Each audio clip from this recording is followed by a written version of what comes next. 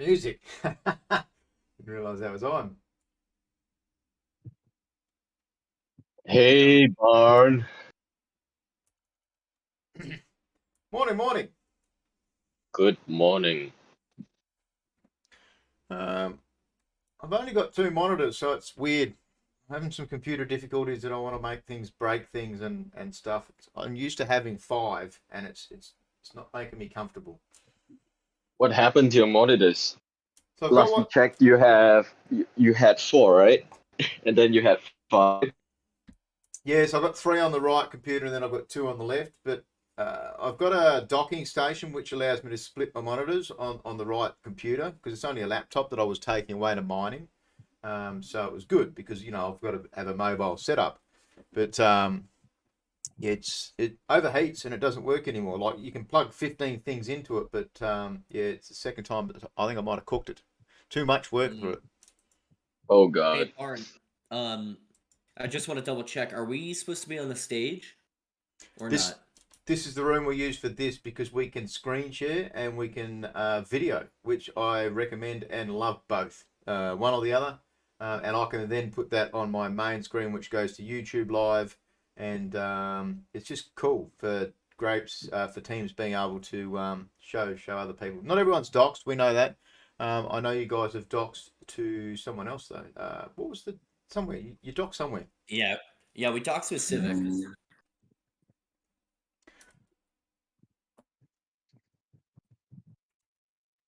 Awesome. Well, this works for us. But I just wanted to double check. Yeah, it just means with Discord limits that it's actually it's a 25 cap. So you've got a 25 limit on stage, but on here. But of course, I've got it live to YouTube at the same time, so people can come in, comment, do all the kind of stuff in there. I'm finding the numbers to be quite low on this stage, but it gives teams it gives me a chance to build up across an American time. So because it's American time friendly, and the other show that I was doing on the Saturday nights is good for Europeans, but this one kind of matches all three. Europeans, it's like Awesome. midnight 1 a.m., whereas for you guys on a Saturday night it was like 5 a.m. That just didn't work. Yeah, this time is perfect, at least in the US. Yeah, and that's what I wanted. I want to be able to get three games on every week. So I'll do a bit of a. We're a couple minutes off yet. Yeah, that was the balance, wasn't it? So Saturday nights, I'm actually going to slow that down a little bit. I'm not doing inviting guests along to a Saturday night, but we're actually just going to start playing games. So this week we're playing. I think it's Eyes Per Chain. We're going to play Eyes Per Chain. Have a look at the new DeFi Land NFTs that come out. Maybe do a bit of gameplay with that. But obviously, you can do fishing competitions and shooting gallery competitions. But yeah, I actually want to start playing some of these games we've been talking about for the last 6 months, 9 months. Hell yeah. I had a friend actually recently show me the Remnants game, and it's a little like there isn't a ton to do in it, but it's clear that like I don't know, I already wanted to play after just seeing him play, and I don't know if you've played that one, but you kind of go around and loot these different sites and get different items that upgrade your loot capability, and it's pretty straightforward, like maybe like two-dimensional you could call it. But it honestly was like a fun, even for such a simple game, it was pretty fun. So yeah, some of these games are really coming along. It's pretty sweet. Yeah, you can see I've got it on screen, dude. If you have a look at my screen capture, I've got it on there. I've got one. So I bought Remnants because they came Hell to yeah. us to a Saturday night. So I actually went and bought a Remnant and a camp to interview them and then work it out on stage, get them to show us how to play it, and I've been playing it ever since. So Oh, that's awesome. I got in at 5 Solana and I think 2 Solana for the camp, but it's a very basic game. I'm having trouble with the loot coins. The camp coins aren't going properly. They're not syncing up properly. But yeah, very very simple game. It's effectively it's just a gamified staking, isn't it? You're staking your NFT, Yep. and you can do a 6 hour prison run, or you go to the farm for 5 hours.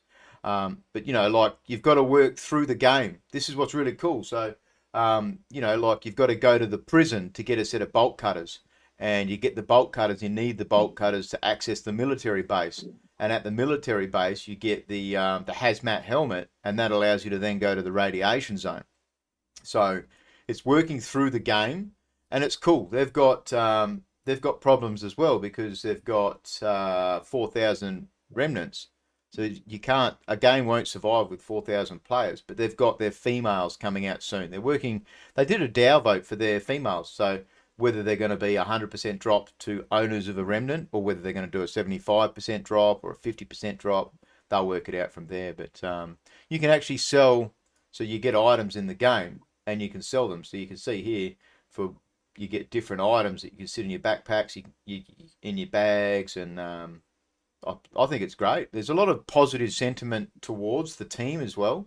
So you talk to other developing teams, and they like them in general. Everyone's, but yeah, the problem is who's got 16 Solana to enter a game. It's becomes this big problem, you know. And Geno Pets, Axie, not Axie, Aurori.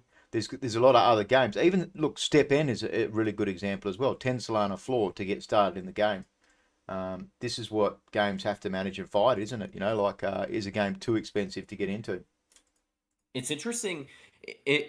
Yeah, dude. Because what's actually going on here is even like what they've provided is like a staking product for NFT holders, and it's in the form of a game to improve the user experience. So that's like really different from someone who's making a game and trying to make revenue from other people playing the game.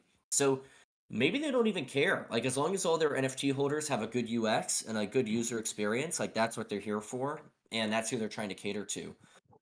It's really interesting as opposed to like, our business model is we're building a game as the product and we need people to play the game for us to succeed. So inherently the NFT holders benefit from the game's success, but you're not tied to the NFT to play the game. But maybe Remnants is thinking about it differently, and the game is more of like a UX benefit for their NFT holders and not the main point of the NFT. I don't actually know the background of the strategy. So they minted really cheap. Their first mint was in December, and I know where I was at the time. It's really funny. You kind of think, where was I during this minting? And even Degen Apes. I watched the Degen Apes mint, and I'm like, nah, that shit doesn't interest me. It's a picture. But for these guys, they minted very cheaply in December, and they did their second half of their mint in January, and again, it was very cheap. So they didn't make a whole lot from that. But of course, part of their business model now is they're making a lot in trading fees, aren't they, through selling that NFT? Because obviously they get the, I don't know what the artist royalty fees on Remnants are. Let's have a look.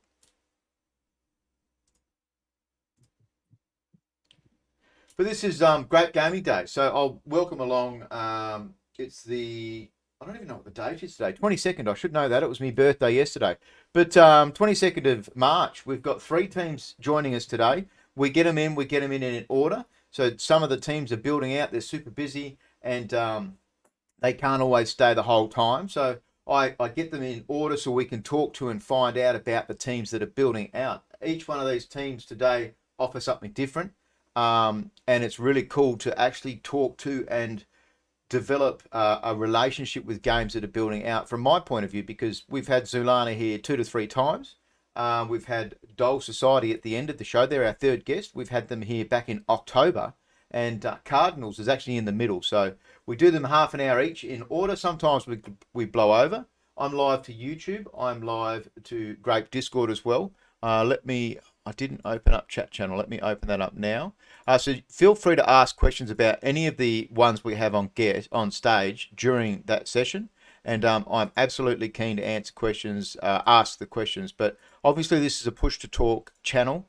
You can stream video and screen capture at the same time, and that's recommended for our games. I want games to feel safe, that they can either show camera, show face, show them playing their game. This is so exciting. We've actually had several games where the developers are playing their game during this show and this segment, and that's what I want to get around. Is we've got all of these games building out. Today we have Cardinals join us in the middle, and Cardinals are building something which is a support utility program, which is about renting out NFTs. And I think this is going to be super fucking important for the space going forward, because there's a lot of, let's think of it, old money in crypto. There's a lot of whales. There's a lot of people that might buy an NFT and not go and join and become a good part of that society, a good part of that game and their platform and their Discord and their user base.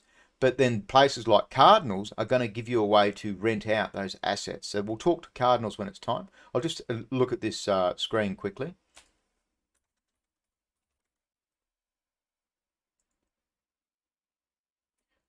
So during the show, it's a little bit different than an AMA. We've got 30 minutes. We talk to each guest for 30 minutes. And, we go in deep. Sometimes I've done previous AMAs with them. So we're looking at 10% artist royalties. Did we know that? That's a lot, yeah. It's a fair amount.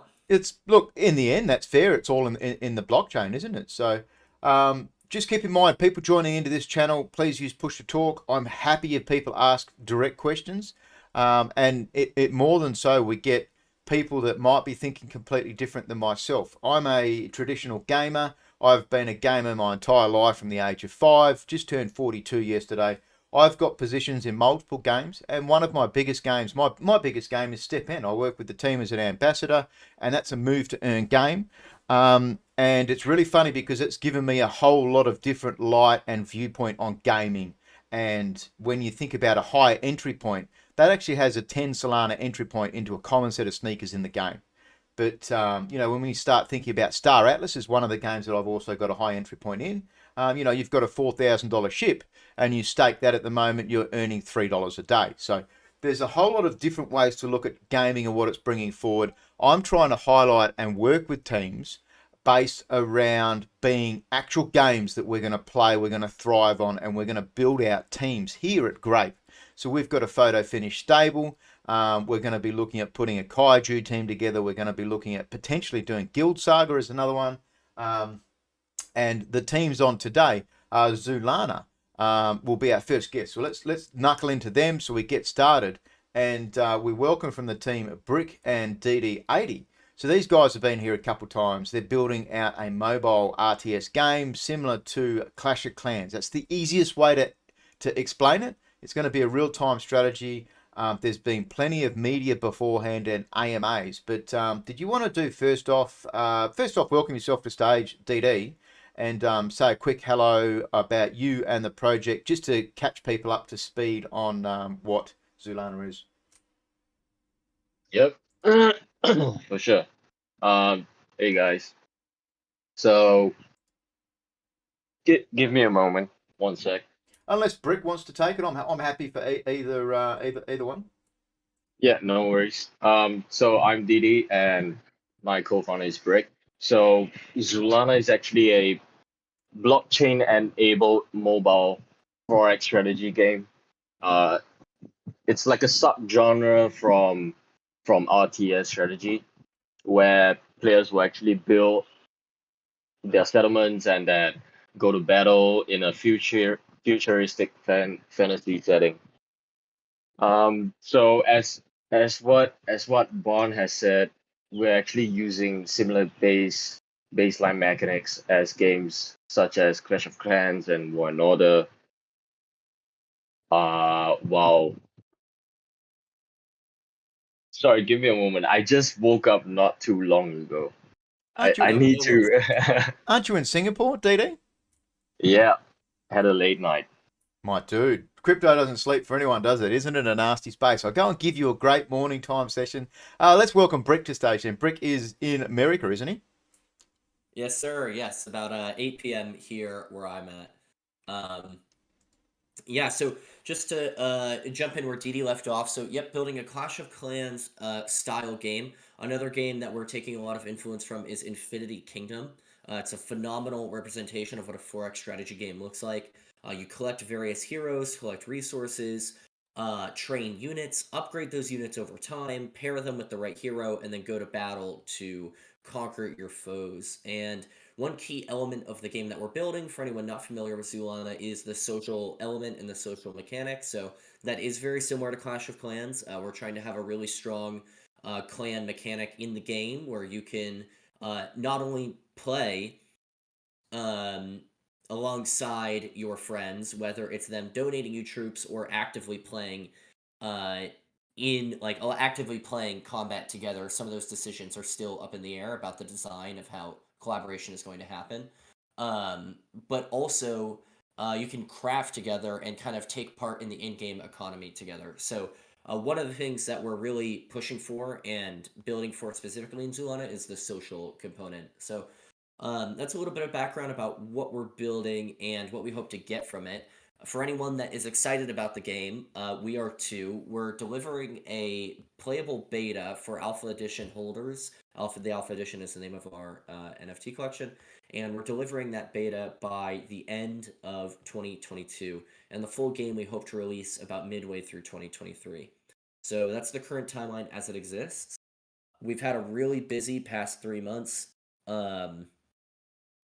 Lining up the game studio that we're going with, figuring out all of the legal hurdles that come with working internationally. Like I said, I'm based out of the US, DD's based out of Singapore, and just kind of figuring out like what kind of taxes do we owe? What are the legal implications of releasing NFTs? Like all of these are huge questions that don't get talked about enough in the space, and it's been taking up a lot of our time, but we're excited to be moving forward with the project, and yeah, it's going to be a big year for us. So what's really cool, and welcome to stage, Brick, and of course DD, and I've been, we've spoken a whole lot over time, so I've got some great background knowledge to the project, and this is awesome. You guys had a Alpha Red come out last year, and you had trouble with the mint. It was disappointing to see, and I'm talking to a lot of teams at the moment because there is a lot of it's a bear market. NFTs, there's people tired with minting and stuff like that, and trading of NFTs is dropping down. You guys struggled with your Alpha Red mint, but you pivoted, you did well. Do you want to talk a little bit about the struggles of the project so far to build out towards and get that player base of people? Yeah, yes, for sure. Let's talk about that. So, if anyone is listening or watching this hoping to start an NFT project, what we have learned is that actually a slow mint can be a blessing in disguise. Yeah, absolutely. Because what that means is that the people that actually end up buying the NFT have researched the project, have looked into it, and are excited about what you specifically as a project are bringing to the table. And the floor price is going to reflect that over time, which is not something that we necessarily want to spend too much time focusing on as developers, but it is something that in the space it's hard to deny that floor price is something a lot of people pay attention to. So,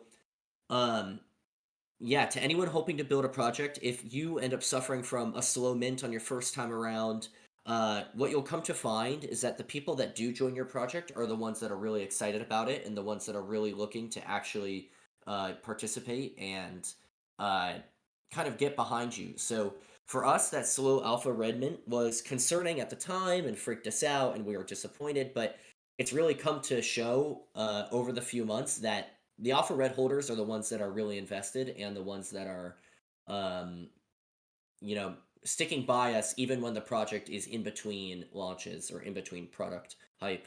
So yeah, kind of a blessing in disguise, I would say. So there's a whole lot behind that, which it's interesting because actually holding that mint open doesn't cost you guys anything, does it? No, I mean it doesn't for us. And again, if anyone is starting their own project and sees this themselves, what you're going to have is a ton of people in the community who aren't really there for the project. They just want to flip it, and they'll demand, hey, you got to close mint ASAP, because what they want to do is get on secondary markets and have the lowest supply possible to be selling the NFT that they minted. So from a team perspective, that doesn't really benefit you. It just ends up cutting your mint short and lowering the amount of funds that you end up having to move forward. So yeah, no, it doesn't cost us anything to keep the mint open. And that's really interesting what you're saying, and I completely agree with everything you're saying. People just want to get in and mint this shit and flip it, and it's frustrating as fuck as a traditional gamer. Like when I mint something with a team, I look at the game, I look at the updates. I don't care if it's minting out and it's making a game in 6 or 12 months. You should know that at the start. You should be able to look into the team and do some basic research at the start. So you guys did cut your mint short. And now it was good for you to give this advice to other teams. If you were to do it back again, would you have held your mint open? So, yeah, let's give some background for everyone listening to the timeline. So we opened up mint around November 11th, and we ended up closing mint around December 29th. And what we ended up implementing was a burn mechanic for the NFTs left in the supply around like the second week of December, maybe like the first week of December. Um, and it kind of influenced this level of scarcity, and we were burning around 300 of these NFTs a day from the remaining supply in the candy machine. So if you were interested in the project, you saw, you know, they could run out any day.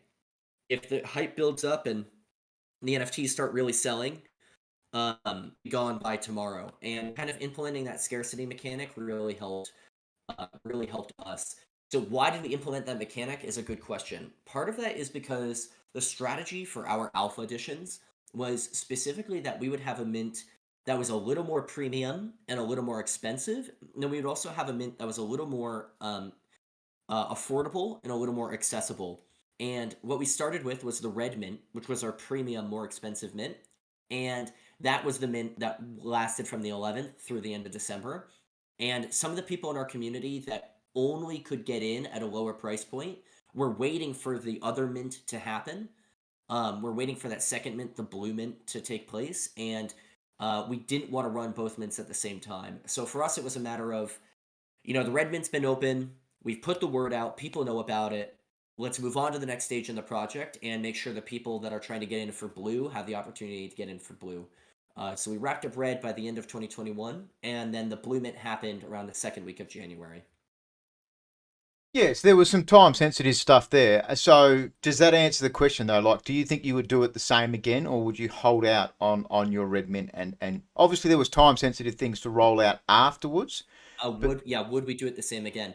Honestly, I think so. I think maybe we could have implemented this like scarcity mechanic earlier with the red mint. I think if we were to do it again, maybe that's what I would say is like the week of the red mint, maybe we should have implemented the scarcity mechanic of burning every day until the candy machine was empty. It was a learning experience for Didi and I, and we had to think on our feet, and we came to that answer like that first week or second week of December. But if I had to do it again, I would probably have implemented that earlier. Besides that, I think overall it worked out okay. I don't know what Didi thinks, but I'm definitely on the same page, especially since, I think we are the first project back then in the space that had so much support from the community from not minting out. Like the rest that didn't mint out, they like all there was FUD, because we were kind of tracking how the Solana space mint is going on, and there were a ton of projects that were not minting out. And Yeah. when we visited their Discord, it's all FUD from their community. Yet for us, we've had an overwhelming amount of support from our community and ideas that came in from them. And we really appreciated every single one of them who took the time to give ideas to us. And moving forward from there, I think definitely we would do the same thing again. But like Brick said, we would definitely implement the burning mechanism Yeah, I still much and earlier. this is funny. I still disagree with the burning mechanism, but I love the fact that you guys are prepared to talk about it and actually break it down as to why you did it. To me, I think that there's a lost chance of people potentially joining in and having the success chance to be able to buy that alpha red. I don't care about the selling it later on down the track. So I've shown some screens, both in my YouTube as well as here. Like you guys since have done really well with the blue mint. You did that as a completely a completely whitelisted mint. That was a full 4,000, was it as well for the blue?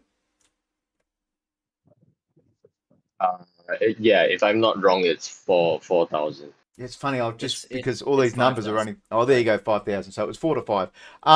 So that was good. I liked that because you were talking about potentially making it the same as red or less. And I really love that you went higher because it gives a chance at more bums in seats, isn't it? That's one of my sayings. You want more bums in seats. You want more players. Um, I would agree to disagree. I feel like that there was a whole debate going on between me and Brick back then on what kind of supply are we are we looking for Alpha Blue, because there's there's the there's the impression from the community that it should be of a higher number, but yet internally our discussions were, what if we don't mint out again? Like, how does the optics look like then? That there was a whole lot of struggling going on back then, and we had to scramble to put a strategy together to make sure that we actually mint out our Alpha Blue, and thank God the strategy worked out. Yeah, I see what you're going with that, and you're right. It's about optics in the community, and because you didn't mint out on your first one, yeah, I can see that.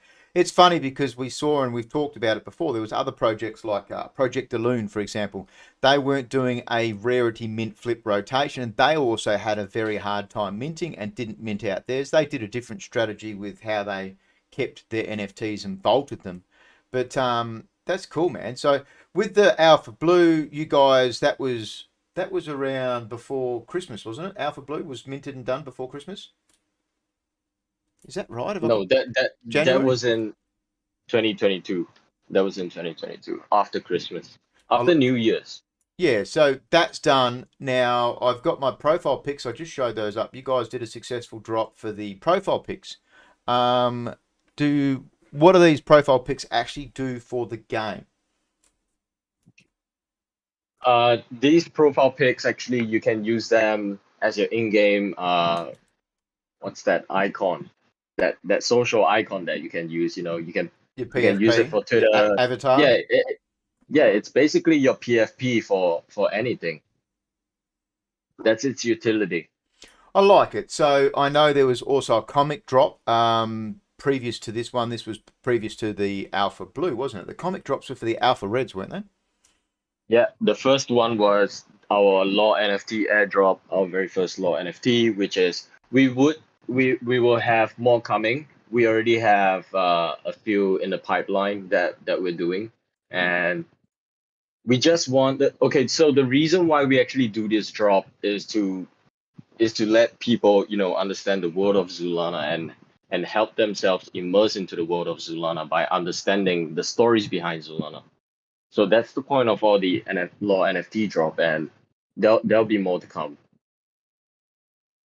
And this is one of the beautiful things of being Solana is that it's cheap for you guys to hand out these. Obviously, there's artists. You've got to pay for the artist fees and stuff like that. But what would is there a figure that you guys can put on something like a profile picture? What would that cost you guys to do that whole process? Well, I can tell you with transparency, if Brick don't mind. I think we spent about 15 15K, was it? A little bit more than that. About 17K. And is that the Solana required to do the mints and the transaction fees, and then to get it all listed on Magic Eden, or is that including your artist fees as well? Because you guys have got some pretty cool artist team working for you. Yeah, I think a bulk of the expenses actually came from generating the assets and minting them before airdropping them out. Because minting them, you have to pay a fee. It's 0.01 Solana, and when you have a collection of that size, it actually adds up to the expenses. It actually, uh, it actually was quite a bit more than that because what happened was, we had hired one artist to do all of the work, and the profile pictures were done. There's a lot of tweaking that goes into fixing the size of the assets to the characters. You're like literally weeks of tweaking of the accessories, but all of the base art assets were done by like the second week of January. And what happened was we were starting to release them. Everyone in the community actually saw because we released the initial monkey variant. Um, and the quality of the characters just wasn't up to our standard. So we recognized that our profile pictures were going to be a permanent element to the project and we're going to represent our community for literally like years to come. So what we did is then we took we took the accessories that our original artist had done and we brought the accessories back to Polar Engine, the professional Yep. game studio that's done art for Magic the Gathering, League of Legends, Dungeons and Dragons, all these other phenomenal IPs, and we had them redo the character models. So what you're seeing here, this bear base model, this elephant base model, the monkey base model, all of these were done by Polar Engine. So this is like a League of Legends level of art. And then the accessories were done by another concept artist who does great work for settings and for objects, but his work on the characters, we just felt we could up the bar a little bit. So Yeah, and I mean they generally look good. You guys had a rarity to them. Just looking at the marketplace, they don't seem to have traded well. But does that mean people just aren't listing them, or total listed 430? What was the total count for them then? Because 8,153. so what's that? 0.5% that's listed? Is that right? It's like around 5% listed, which is actually quite good. Um, there isn't a ton of trading going on with them, we think, because for us, we focus the majority of our NFT utility in the alpha Yeah. editions themselves. So I think the profile picture, the space is really full of people trying to speculate on price, and if they see a profile picture that's just a representation for the community, maybe they don't value it as much as if they see some other NFT that gives you in-game utility or token access Yeah, or yeah, yeah, yeah, access yeah. to future mints or what have you. I like Yeah, that. I think one thing to take note is that the crowd in Solana NFT spaces is very different from the crowd at ETH NFT space. Like one thing that I've realized with Solana NFT space, the crowd over here is that they expect everything to have a utility. Yeah, yeah, yeah. And why can't some things just be art? Yeah, you're touching on a lot of truths there as well. Same as your comic strip that you did was more about teaching people about the game lore, rather than worrying about being something that has a rarity, can be traded, might add something to your extra avatar in game. It's good. That's good. So let's talk. Let's talk future. What's happening up? We are now in March, coming into April. We know that it's going to be 2023 before we get a game, but what happens over the next few months for Zoolana? Because it's been ages since I've had you guys on stage, so I've kind of lost track of that. What are we looking at over the next few months? Yeah, so we've got our IDO coming up pretty soon here, and we have more information on that coming out this week. Besides that, like talking about game development specifically, the team is ramping up in game development, and we're gonna hopefully have some stuff to share with you guys over the next like month or 2 months. So we're really looking forward to actually getting progress updates for the game out to people. Um, it's really like it's really amazing trying to do a project on a global scale. Like we have developers from Australia. Our graphics guy is in the United Kingdom. Of course, I'm in the US. DD's in Singapore. And the game studios that we've been looking at and talking to are really worldwide.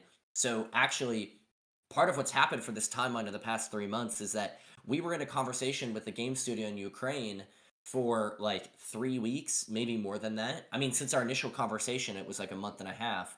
And we had a number of meetings with them. We were going through contract negotiations, all of the terms. We had it nailed down, and I think it was the day after we received the contract, right before Didi and I were to sign it.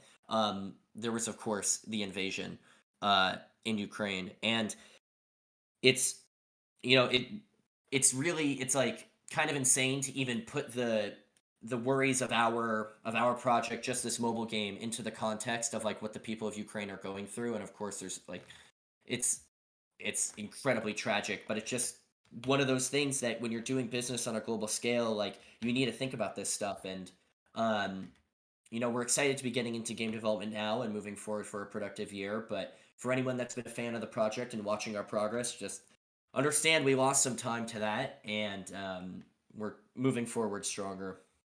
So yeah, things to look forward to. Game progress updates coming imminently. More news about the IDO coming imminently. More news about uh, the perks of having an Alpha Edition NFT coming imminently. All this stuff is right around the corner. Kind of a convergence of announcements is happening here, and there's going to be a lot of info coming out soon. And touching on the IDO, because this is one of the big utilities out of the red, the blue coin. How is the team approaching the IDO at the moment? Because obviously the announcements for it back in December it was a very positive feeling at Game Tokens at the time. Have you realised, or not? Have you realised you would be monitoring that the Game Tokens have all dumped as well with the world events and Bitcoin and Solana going down. So, are you a little bit worried about the token at the moment, or you're happy with your tokenomics and the model? We like the model as we have it now, but there is, of course, like the context surrounding the IDO to be thinking about. So, um, yeah, for us, it's really important that we make sure our priorities are in order, I guess we can say, and that everything happens at the right time. So, like I was saying before, we've spent a lot of time over the past like 2 months figuring out the legal structure that we need to make this happen in the right way, and like the legal structure necessary for investors to come on board legally and in a way that's safe for them and safe for us. And I'm telling anyone that's listening to this, interested in starting a project, one, reach out to us and we'd love to tell you what we've learned. And two, it is extremely complicated. Like, especially when you get into tax implications of doing this stuff over borders. Um, this is not easy stuff, and a lot of it you're going to be figuring out literally for the first time, like out of anyone on Earth, pretty much, because Yeah. every project has unique requirements and every project is a little different. So, um, the token model, as we came up with it back in December, seemed to be working for us, but stuff about like the corporate structure and how to get funds involved and how to attract investors. All that stuff is a learning experience, and of course, there might be some stuff up in the air as we move forward with the IDO. Yeah, it's interesting, and I'm glad you're very frank about it. Like, decentralized gaming means a lot to me, and being able to have honest and open and transparent devs is super important part of it. So it's going to be interesting to watch. I know there's a lot of game tokens at the moment that are hurting. Like we look at Star Atlas did 100 times, DeFi Land did 40 to 80 times, Cryo War, Genopets. There was so many that did super well, and they all dived down at the end of December and January. And we've had world problems since, and some are struggling because at the moment a lot of these games and tokens don't have a utility. You're kind of trading on them, and you're more speculating on that they're going to be good. So it'll be super interesting to watch how your IDO goes. And like my opinion to people would be, don't stress about aping into the token, but also don't stress about trying to flog it off cheap and early as well. Like, think about it, have a proper look at the tokenomics. It's been a while since I've looked at the white paper for the tokenomics. So I'll be interested to double check and even maybe do an updated video. And since December when that came out as well, I've learned a lot more in the space, and my understanding is the games have changed. So everything changes. Like Brick is saying, the games are walking new ground here. Axie had such a smashing entry, and they've struggled with the price of SLP. So all of these games going forward have a lot of previous people that have walked in the space, but they still are breaking new ground. Entry into the game at the moment, Brick, is super cheap. So if people want to pick up these alpha blues and stuff, what can they expect? Obviously, no token snapshots. All the tokens are done. But is there a recommendation from the team to possibly look at the alpha blues or look at the alpha reds? I know that the alpha reds are under mint cost, and there was so much utility to owning a blue or a red. Did you guys want to talk about people considering getting into a game now that might be 6 to 9 months away from being built out? I think we have a huge announcement coming up that we're not gonna share in this space right here. But all I can tell you is that it's kind of a positive news that people should check out. It's related to our alpha editions, and I guess just keep a lookout. Another point is that you don't have to own the NFTs in order to play the game. It's all just a whole lot of perks. It's like a VIP pass that, well, if you're a gamer, then it's like a season pass. We could put it that way. Jeff is egging you on here, Dita. He's saying just share it. He wants to know, Jeff. Yeah, we talked a little bit about it inside our VIP room, but we're not gonna share it. We're not gonna share it. Just keep a lookout. Oh, and if you're gonna do a video on our white paper, just wait for a few moments. Hit us up before you do because we're updating the white paper again. Yeah, yeah, absolutely. I mean, I've kept all of mine. And just for people out there, it is going to be a free to play game. You don't need to own these NFTs to play the game. But 0.22 for an alpha blue, you're looking at $8 or $10 to take a chance on a game. This is where it's very interesting now is you're not minting out, you're not having to spend a high heap of entry point. Some of these games that have been building for 6+ months, you can have a look on the marketplace, do your own research as always, but you're not minting at high costs. Solana's very low at the moment in comparison to where it has been. It's 1/3 of its all-time high. So it's not a lot of risk to get in and get a blue, but just buying that NFT off what a random dude on the internet says, you need to have a bit more of an understanding and what is that blue going to do for you in the game, what future drops, all those kinds of things. But I'm definitely keen to see how the IDO does, and the tokens and all of these kinds of things. And I keep relative with different games and stuff still, so definitely keen to get you guys back again, see what these updates are. Yeah, I guess any closing thoughts? Actually, let's go to the crowd. Have we got anyone in the crowd for questions? I've got nothing on YouTube at the moment, and there's been a few people chatting and saying hello in the crowd. Any questions at all from the crowd?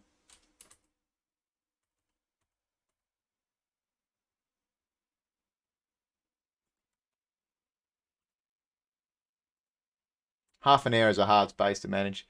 We'll go. Porter's typing away, but Brick. I'll go with you first, Brick. Have you got anything extra you want to talk about? That obviously half an hour space is hard to cover everything, but have you got anything you want to talk about quickly?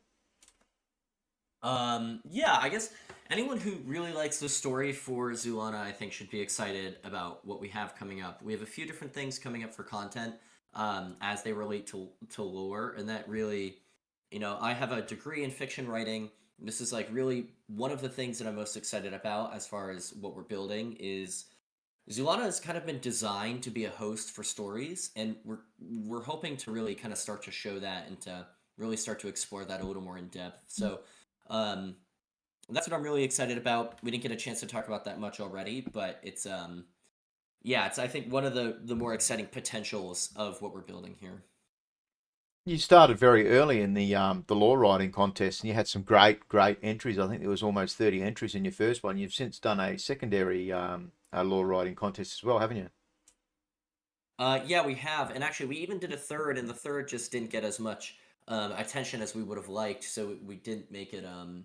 We weren't making the stories themselves public, but we have kind of found a design to get the community participating in, like building the world of Zoolana with us without having the burden of writing like a whole short story because everyone has jobs, everyone has time, everyone has little time in the day to dedicate to like their favorite NFT project, and we want to give people a chance to participate without having to write like 750 words. So yeah, that community participation aspect is still around, and we're going to be announcing some stuff for that pretty soon. Yeah, I like it, man. The crowd participation, people being able to do fan fiction, even artwork, draw, add towards, especially when you can find a game type and then a actual lore. It's three tribes. They were mutated. They used to fight in the arena series by the humans, and then eventually they uprised against the humans and killed them all. Not killed them all. There's obviously storyline continued to come along. Some humans got away. DD80. Any closing thoughts from you, sir? Yeah. Not too much. Just stay tuned over the next week as we are punching out all the announcements. It's gonna be a pretty heavy week ahead of us.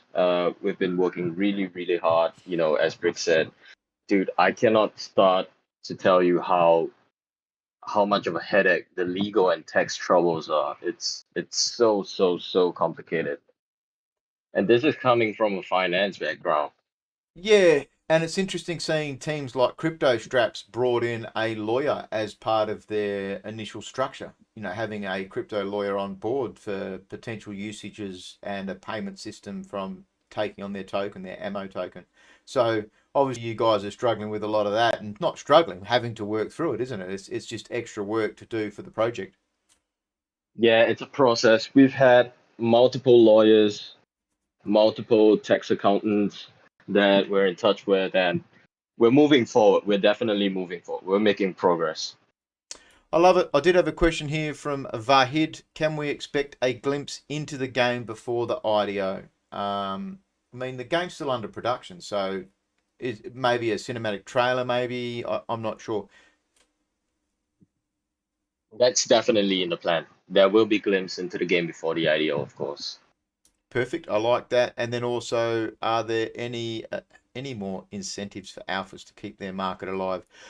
That's not a bad question. I like it. So, are there any more incentives to to potentially kick the market? This would be something you're talking about in the next week. There's some big news coming. Yeah, just keep a lookout for the news. It's related to that, so I'm not gonna share too much about it. One thing to take note as well, a lot of people don't know this, but you can actually stake our NFT after the IDO. So it's always gonna be keeping our alphas alive. You also did mention as well, though, that you mentioned you've been talking in the alpha chat in Zoolana. So this is very good. I actually like some of these things. Like they're talking to their community first and foremost in the community Discord. So if you have an alpha and you can go and verify and be a part of those chats, you don't necessarily have to get it all at Grape with Barndog. When I find these bits of information out, usually I'll put them on my update videos. But staking after the IDO, very nice. And that's staking your NFTs, is it? Yeah, one thing I want to add on to that is, if you have any questions or anything, just hop into our Discord. Just tag us because we might not see them, because we're not always checking our Discord. But if you tag us, anybody in our Discord would know we'll always reply to you when we have the chance to. That's what we do over there. Yeah, I mean, you've also got a great team behind you as well of people like Z Coping is in the stage at the moment. I know Jeff's a regular as well, another Aussie. Go the Aussies. And is he would be surely some kind of moderator in Discord by now, wouldn't he? Yeah, he's our mod. Jeff is our mod. Yeah, I love it. Well done, Jeff. Where were you, Jeff? Was it Melbourne? Just waiting for a chat here. Newcastle. All right. Yeah, well, we were going to get a live event down in Sydney at one stage. I'll do something in Sydney this year, dude. We'll catch up for a beer. Definitely stay in touch. Awesome. Yeah, I mean, this is good. I like this. It's been ages since we touched base, and I like to see teams that we've put faith in and researched last year. I like to see them still just plugging away and building, and don't expect shit straight away from going out to the community. Games take time to build. You've got to invest in these teams, and then they've got to go and build, right? It's cool to see extra artwork coming along. The profile pics were a good drop. I like the comic. I thought that was a great drop when it was. And it's really cool to see. We know that the IDO is coming. It was April, May, maybe. So, yeah, very much. Thank you guys for coming on stage, and we'll keep in touch, yeah? Thanks, Bon. Thanks for having us. Awesome. Thank you, Barndog.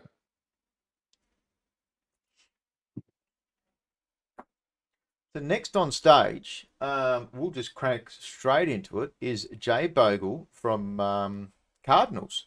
Jay Bogle, do I call you Jay, or is there a nick that's better to talk with? Hey, how's it going? Yeah, I usually just go by like JB. JB, that's an American accent I hear there. That is true. That's not a bad thing, my man. That's not a bad thing. Cardinals. First and foremost, I mean, I know a little bit. I've been in a chat group with Grape, seeing what you guys are building out. But would you like to introduce yourself and who Cardinals are? Yeah, for sure. Yeah, so I'm like the CTO of Cardinal, and basically what we're building is a NFT wrapper protocol that allows you to issue these NFTs and wrap them in our protocol, and then you can set different like expiry mechanisms on those tokens. So you can do like time-based or usage-based rentals, and subscriptions are the main use cases. So we're basically, we're building an NFT protocol, and I think gaming is a really good use case for rentals. So we've sort of been exploring that space a little bit on how this protocol can be used for different gaming assets. So you can like securely rent out your assets. You give that to somebody, and while they're a holder of the asset, they get full access to whatever benefits that NFT gives you, and then while they're holding it, and then it'll get automatically revoked after the expiry time. So essentially, we basically support all these different features, and by combining these different features, you can build rentals, subscriptions, tickets, these types of things. There's a lot to dive in. Push to talk. I love it. There's a lot to dive into on there with renting an NFT.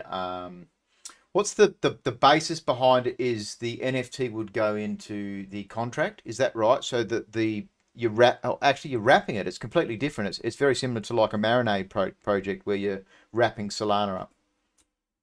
Yeah. I can dive into like a demo as well, but essentially, the way some rental protocols work that people are building, mostly on Ethereum, are escrow-based rentals. So you basically put the original asset into escrow into a smart contract, and then the renter, they basically create a copy of it, and the renter gets a copy. And then after a certain amount of time, like the copy is basically nullified and it doesn't matter anymore. And then the original holder gets the original back. The problem with that approach is that basically it requires all of these games and every single protocol recognizes the copy as the real one. And so what we've done is actually built a way for you to actually give the token, the original one, to somebody, but it's frozen in their wallet, so they can't trade it, and it's managed by the program, so the program can revoke it from them given the time expiry on the token, on the rental.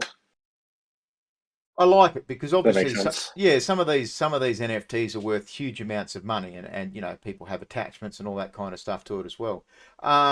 So does that mean game projects are going to need to work with Cardinals, or Cardinals are going to have it so the duplicates are exact examples? I'm trying to think of an example right now off the top of my head.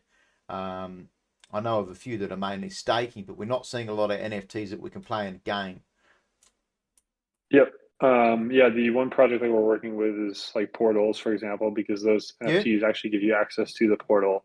So we're really looking for games and really any projects that have utility for the NFT, and by holding that, it gives you access to something, or it gives you actual utility.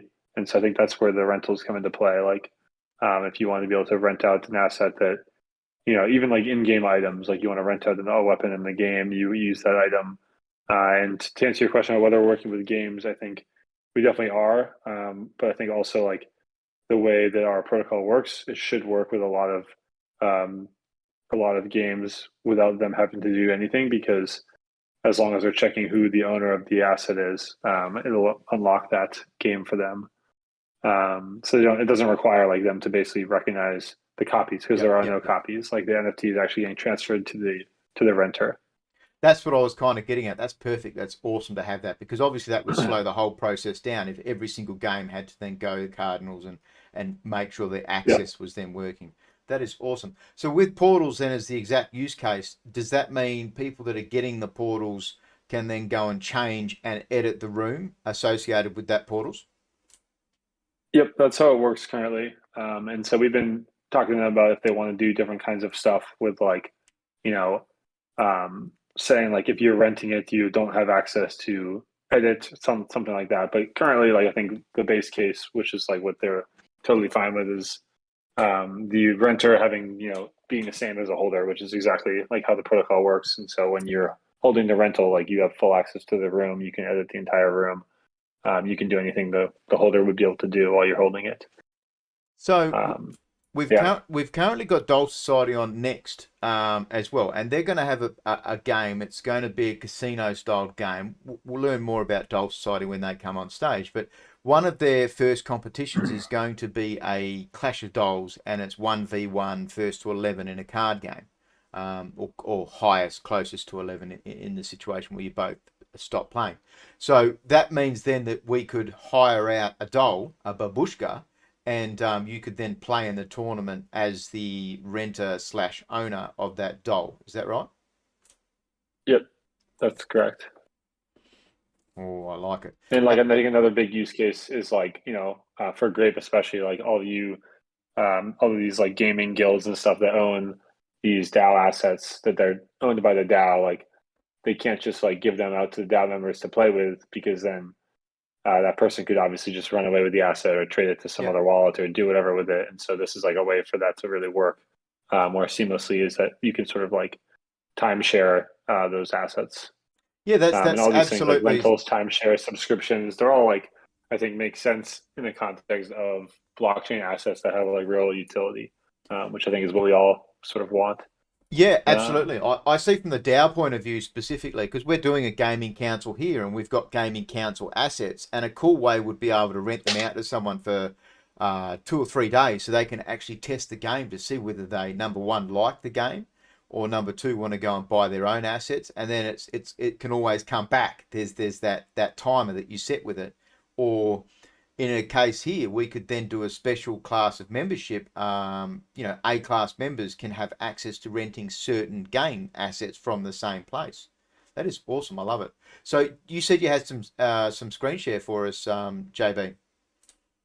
Oh yeah, let me. I might need to give access to this computer to Discord to share a screen. Let me do that real quick. I think I need to. I might need to restart Discord real quick to give it access. Yeah, go for it, dude. Go for it. I'll be back in a second. Or wait, let's see if it works. So while JB's resetting, of course, there are several protocols that are working on this, and it's really cool. I'm not out You here. see this screen now? Yep, perfect. Oh, cool. Sorry, you can keep going if you want. But No, that's right. I'll load it up. I just thought you were going to log out and log back in. So there are several projects that are working on it. And JB with Cardinals, the reason that they've hit mine, there's another big one is called IQ Protocol. They're working with several games as well. And these are the technologies and the tools that are going to really help, first and foremost, other games, because if they don't have to do work, but then they can access, and their player base can then access these projects and tooling, that makes their job easier because they're out there. Does that mean, JB, on this particular case, part of your business model will be to take a small portion of the rental fees? Yes, that's something we're exploring. Right now, the protocol as deployed on mainnet is no fees.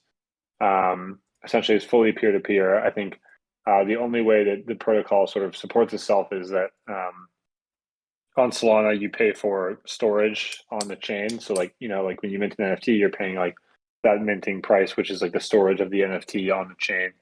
And so basically the way the rentals work is that it stores like some data about the rental.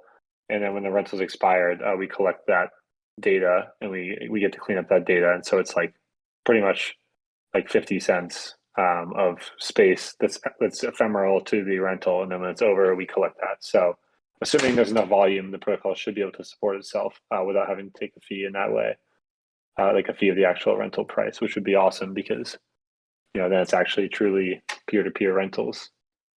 Yeah, that is awesome. Obviously, the project's got to be paid for, and staff working on it. How big is the team behind Cardinals, JB? It's 4 of us right now.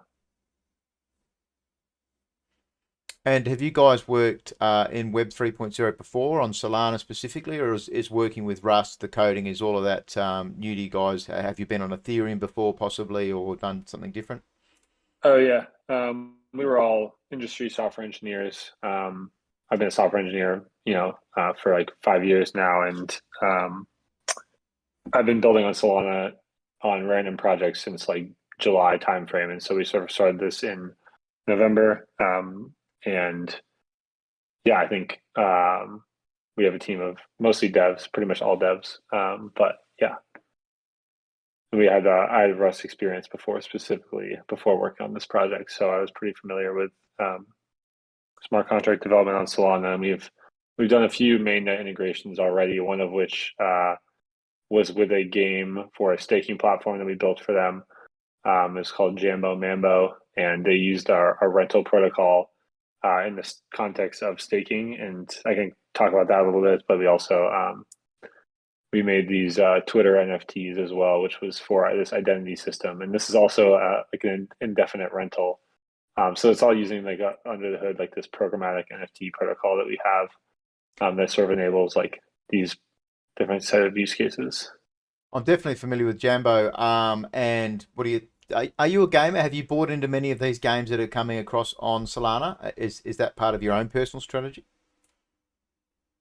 Yeah, I think I am not as much of a gamer, and I'm trying to sort of now that like we're seeing a lot of use cases for our protocol in gaming. I think I need to get more and more familiar with the space there, and so I'm working on trying to understand more about the mechanics of these different games, how they work, and sort of like talking to different people and sort of trying to get more involved there. But I historically wasn't really.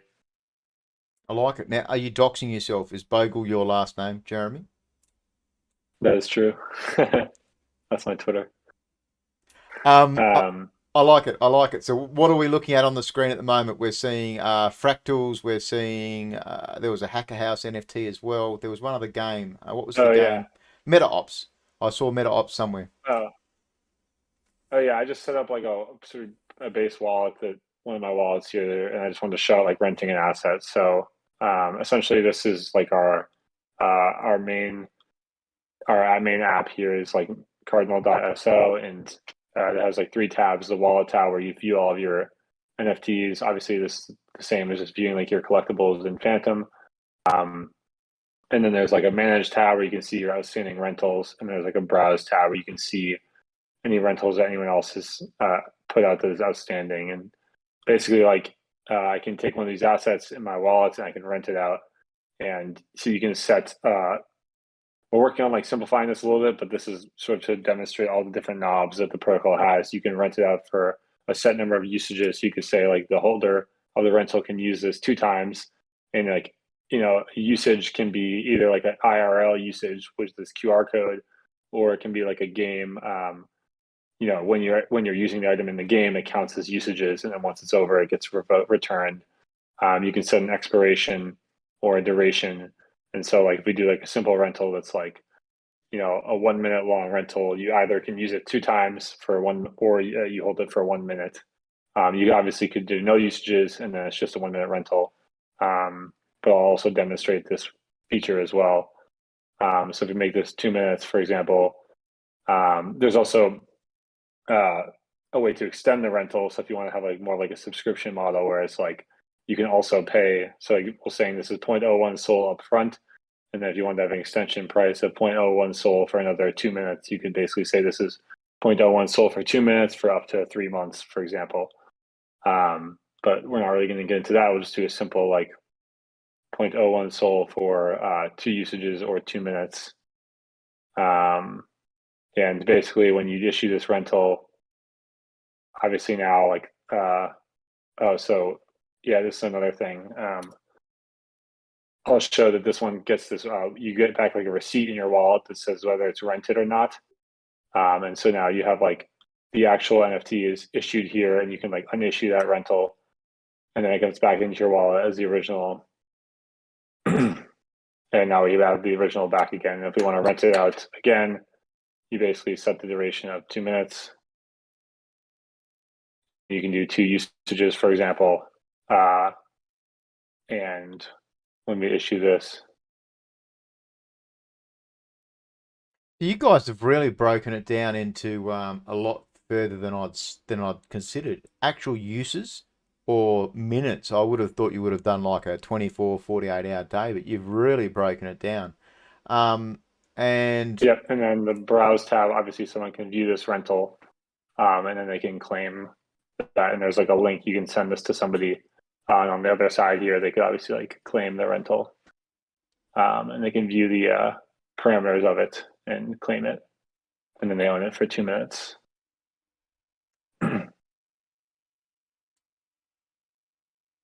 so what I see Meta Ops there. Meta Ops has launched and done a game. Is that usable at the moment? Is Meta Ops one of your very first games? No, I just had that NFT. We haven't actually spoken to them at all about using this protocol. But we probably should, yeah. And so, like I was saying, if you send this to somebody and then they connect their wallet on the other side, and they could obviously also view it via the browse tab, and they could press claim here, or they could just claim it from here. And once they claim that,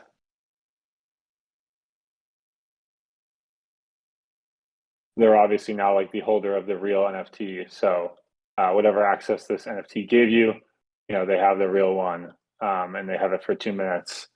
And in the manage tab on this side, you can see this person has claimed it and they hold it for another minute and 30 seconds. And then obviously they can view it in their wallet. So I think the key aspect here is that this is the same as the real NFT that was issued out originally. My brain Yeah. is firing off so many use cases at the moment, and even just people getting a hold of NFTs and taking shots of it in their wallet. Things like, have you ever heard of Catalina Whale Mixer? Yes, I have. So you could hire out an NFT, which would then give you access to a local mixer if they were doing a mixer, for example. That could be a way to gate out access to their music, their parties, their mixes. Wow. I guess actually that's also, while this one's going, this one's the time-based rental. Also, go ahead and claim the other one we saw, which was the usage one. So then if someone claims a gaming NFT that is the same as the original NFT, does that mean that tokens, whether it's single or dual token, that you earn in the game whilst using that NFT, that goes to the person that owns the rental contract at the time? So your right side here.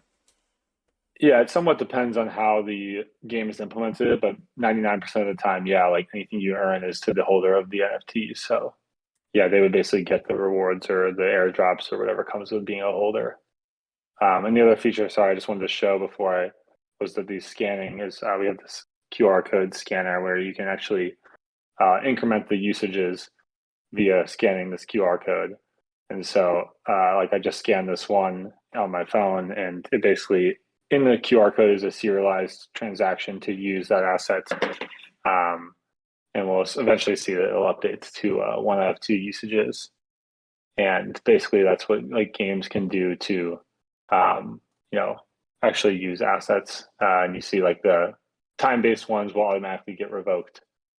And we can see like it'll come back to this person's wallet.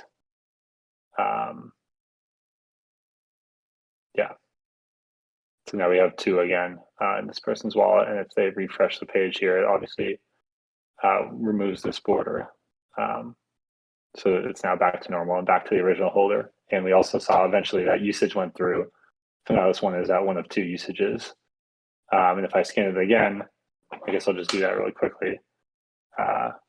When obviously 1 out of 2 usages does the same thing, it'll return the original fractal NFT back to the original holder. So assuming I can get this to scan, we'll see that get returned. And so now it's red and it got returned back to the holder.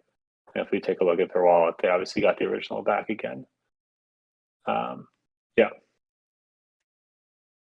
And got revoked from this person. So Update revoked from the right hand side. I like it. You can check the wallet there. Yep. So those usage and time-based rentals are 2 different ways you can sort of give temporary access to the NFT to a specific person. So is all of this live now, JB? This is on mainnet. Yeah, what you saw was mainnet. The protocol is currently being audited, so we're working through like some kinks. I guess we don't really have any kinks thus far, but really like UI stuff at this point because we've code frozen the protocol and it's being audited. And we're really like trying to work with games on trying to figure out how to basically like best integrate this into their games, whether that means like us creating them a marketplace. Like I think we could continue pursuing like a global marketplace kind of, but I think it makes a lot more sense to have more like game specific marketplaces. So something we're looking at is building like these subdomains for different games that want to have like rentals of their assets. So like you could have a subdomain for your game. I guess I'll just show like we have like a Portal subdomain, which is like Portal styling, and it only shows like Portal's assets.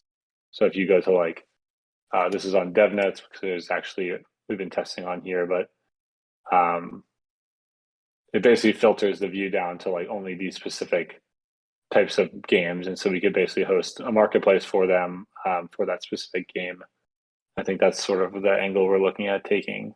I think you're going to need trying to, to find otherwise you're going to have thousands of games and millions of NFTs. Yeah, I think it would just become noisy, and like you won't know which ones are like real and like which ones give you like particular access. And like I think it's a lot better to have like more filtered down with portals, or even like providing the like actual integration to the game so they can build it directly into their in-game marketplaces. I think is another approach we're looking at if the games have the dev team and the resources to do that. So with the portals is a good example of a metaverse room building platform. There's heaps, obviously, since portals is the premier one for Solana. Could we have that portals asset in a DAO or whatever wallet, in a personal wallet, then lend that asset to someone? They can then build out a room for you, and does that room stay permanent when it goes back and the time is revoked? Yeah, that's correct. The room would stay there. So effectively what you're doing there is you're opening up a new form of workforce. You're now having people that can build out portals rooms, become subject matter experts, and then hire out their time for building that said room, for example. Because I struggle. That's an interesting use case, like giving like your portals key card to like a designer basically to set up the room. Or someone that's familiar and an expert on the portals. I struggled like fuck to build out a room for it, and I eventually gave up. It just took too much of my time. But I do like the possibilities of that. Mm-hmm. Yeah, I think like even just like leasing space, like for like people that want to have like space in like these different metaverses and those types of things, I think makes a lot of sense to be able to rent those, like renting like billboards and like ads and like pretty much, the more and more like things become on chain, like the more, use cases there are for like different sort of rentals and subscriptions, things like that, I think is what the protocol can do. So we've only done about 20 to 25 minutes. There's something here from Caven, which is good. I'm coming in late, but what can someone do with a rented NFT? Could I rent a Star Atlas ship and stake it on the Star Atlas website? That's an interesting one. Yeah. I'd have to guess staking yes, specifically, for staking specifically, the game has to allow for transfer of that asset into the stake pool because part of the way the rentals work is that you can't transfer them. It's like only certain authorities allow you to transfer them, and that's because like the whole point of the rental is that it's locked and you can't just like send it to a different wallet. And so what we have there is like a way for games basically to hook into the rentals and say like it's a rental, but you're allowed to use it on these platforms. And so we're working with some of these different games and trying to work with more about allowing them to, be able to be used in those different whatever platforms they might build on top of it, as if you're the real holder. But I think with Star Atlas specifically, it gets interesting because they have certain like areas where the ships can get destroyed and other areas where they can't. And so what they've been talking to us about is how like they want to gate the areas where the ships could be destroyed to not allow rentals because you couldn't like rent out somebody's ship and then like basically break it. So have you been possibly talking with community from Star Atlas to see and theorize this strategy? Yeah, we've had some discussions with them. I like it. That's cool. I mean, you wouldn't take it as alpha, but it's important to find these projects. So use the remnants as an example. For the remnants, you go and do a loot cycle, and you might send your remnant to a to one of the areas, and it's 10 hours. So is that staking the NFT? That would be in a similar situation. I'm sorry. Can you explain it again? I think I missed that part. The remnants. So with the remnants, it's you send your remnant away, and it's a set on a timer base. So if you go to the prison, 6 hours. If you go to the military base, is 10 hours. So is that? I guess you would have to know on a very individual game use case whether they require to have that NFT associated. Hmm. Yeah, you're saying like if the rental needs to be that amount of time to finish the staking period, you're saying, right? Yeah, otherwise, would the say for example, it was a 10-hour stake and you've only done 9 hours on the rental. You can see on my screen here I've got 5 hours, 21 minutes left on my dude.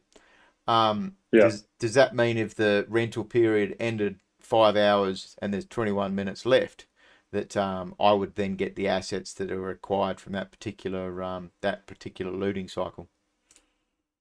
Yeah, I think it's probably depends on how the game implements it. So, and it also depends on what they'd want. Like, maybe they want you to have to do the full amount. And if you don't, like if you want to get the full staking reward, you have to rent it for more than that amount of time. So you have the time to stake it, get the reward, and then it gets returned. So so this is really coming down to what you But were saying before, with needing to possibly start learning about some of these games and their actual gameplay loops to see how that ties in with you guys. yeah, I think so. And I think like, what our protocol does is allow you to, transfer the assets conditionally on these parameters set by the original holder. And I think it's up to the games on what that actually means for their game. Um, and I think we want to obviously work with as many as we can to make it make sense within the context of their game. Yeah, it's interesting. I mean, DeFi Land is probably going to be one of. I've just popped that on screen as well. DeFi Land just opened up their NFTs, so that could be a very busy time for you to do some theory and some testing. So the seeds, there was 3,000 seeds watered, giving 4 NFTs each. There's going to be 12,000 NFTs of a whole utility, from fishing to milking cows, chickens, eggs, all that kind of stuff. So it'll be interesting to see you guys building out. I love it, man. JB, you've been awesome. It's simple and it's on I think mainnet. that's also a reason. That's a reason why we want to I think it's good for us to be talking to guys like Grape and stuff, is because you guys know the games better than we do, and having being kept up to date on a lot of stuff is really important for us to find the good uses of the protocol. Yeah, and there's going to be a lot of people wanting to get some kind of return from their assets. They're going to be happy even if they're paying a rental fee or a rental percentage, because otherwise they've got an NFT sitting in their wallet doing nothing. And we didn't talk about metadata. Metadata on an asset, are you going to be able to change the metadata, so to speak? So, for example, level up a character. Yeah. So that is one thing we did with the Jambos integration, was we created the dynamic NFTs, but we don't have the authority to upgrade the metadata of most NFTs. And so the rentals, for example, those ones we're actually transferring to real assets, so we can't be updating the metadata to those ones. Yeah. So yeah. I like it, JB. We'll come to a close and potentially move on to our next guest. But was there anything? I've got no questions at the moment. Caven just said it does make sense how you've explained the Star Atlas and obviously the kill zone, the danger zone being the red zone and our deep space. Anything we didn't touch on that you want to go over quickly? Obviously there would be a lot, but half an hour. Porter is typing out. He'll have a good question. But anything you want to touch over? No, I think I covered everything. So I think that was cool, and thanks for having us on stage. No, dude, you are going to be on the forefront of helping teams like us. That as a DAO Grape, I'm trying to build out gaming teams for different projects, and even to be able to have anybody on my gaming council test and modify a game. And the use case of portals I used as an example makes absolute perfect sense to me. You can have someone adjusting a portal's room. We've got the suites as another one, photo finish. That means that we can then lend the asset to someone. We don't lose ownership of the asset, and they can modify and work on that room as part of their their community role, for example, because Grape's a community workforce. We pay designers, videographers, content creators like myself. So we could actually start incorporating that into a working part of having professional designers for rooms like that. We could actually make a use case out of hiring our services as professional editors as well. Definitely. Yeah, I think that makes sense. Where can we hope for staking? Sorry, thanks. So I'm just trying to read Porter's question at the same time before we let you go. When can we hope for staking? Sorry if I missed that there. So that's on mainnet. So that's live now. So that means if a game comes live, we can start playing around. For example, right now, DeFi Land has gone live with their tokens. When could we expect to be able to utilize a DeFi Land? Say we got a fishing rod and we want to rent that fishing rod out to someone. How would we? Is that possible to get straight into it? Yeah, I mean, technically speaking, if they're on Solana, they can rent now. Yeah, we're still like sort of waiting for the audit to be officially like launching more custom stuff with games, more deeper integrations. But yeah, you can technically rent out any Solana asset now. I like it. So Caven Creatures also came back in it, and he's at Solana, so they've got a very big Star Atlas fleet, and they've got a very big stable in Photo Finish. So that means then once Photo Finish go live, potentially Kentucky Derby we may start seeing horses racing in Solana. Does that mean then that he'll be able to rent out and have a stable manager of like 4 or 5 Gen Zero horses, and they can then groom, look after, and race those particular horses as part of their job? Yep, that's correct. Caven, did I answer that question for you, sir? Oh, he'll have a little bit of a delay. He'll have a 30-second delay on YouTube. I love it, man. JB, thank you very much for coming on. I am super fucking happy that you did. It's given me a great view of it, and you've really explained it in a way for, you know, I'm not a designer, I'm not a developer or anything like that, and you've explained this so well for the average user, being people like me. Awesome, that's good to hear. All right, we have no more closing questions. So we will go to Doll Society next. I just need 5 seconds. Sandman, I see you on stage there. I see Couscous. I see as well DollPresident. I just need to relieve the old man bladder. It's been an hour and a coffee, so just give us 5 seconds and we'll keep going with the rest of the show.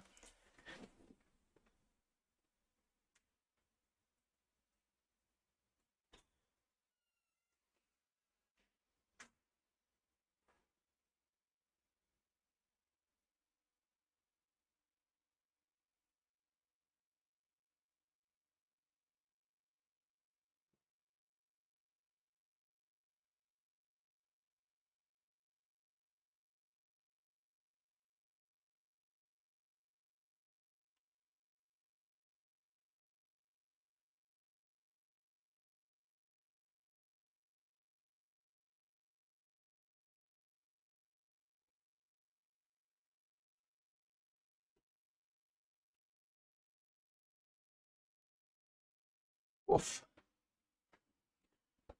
Woof. You might have seen me pink shorts there with my flowers. Where are we? We're in afternoon on my time. I think we're in your evening, Mr.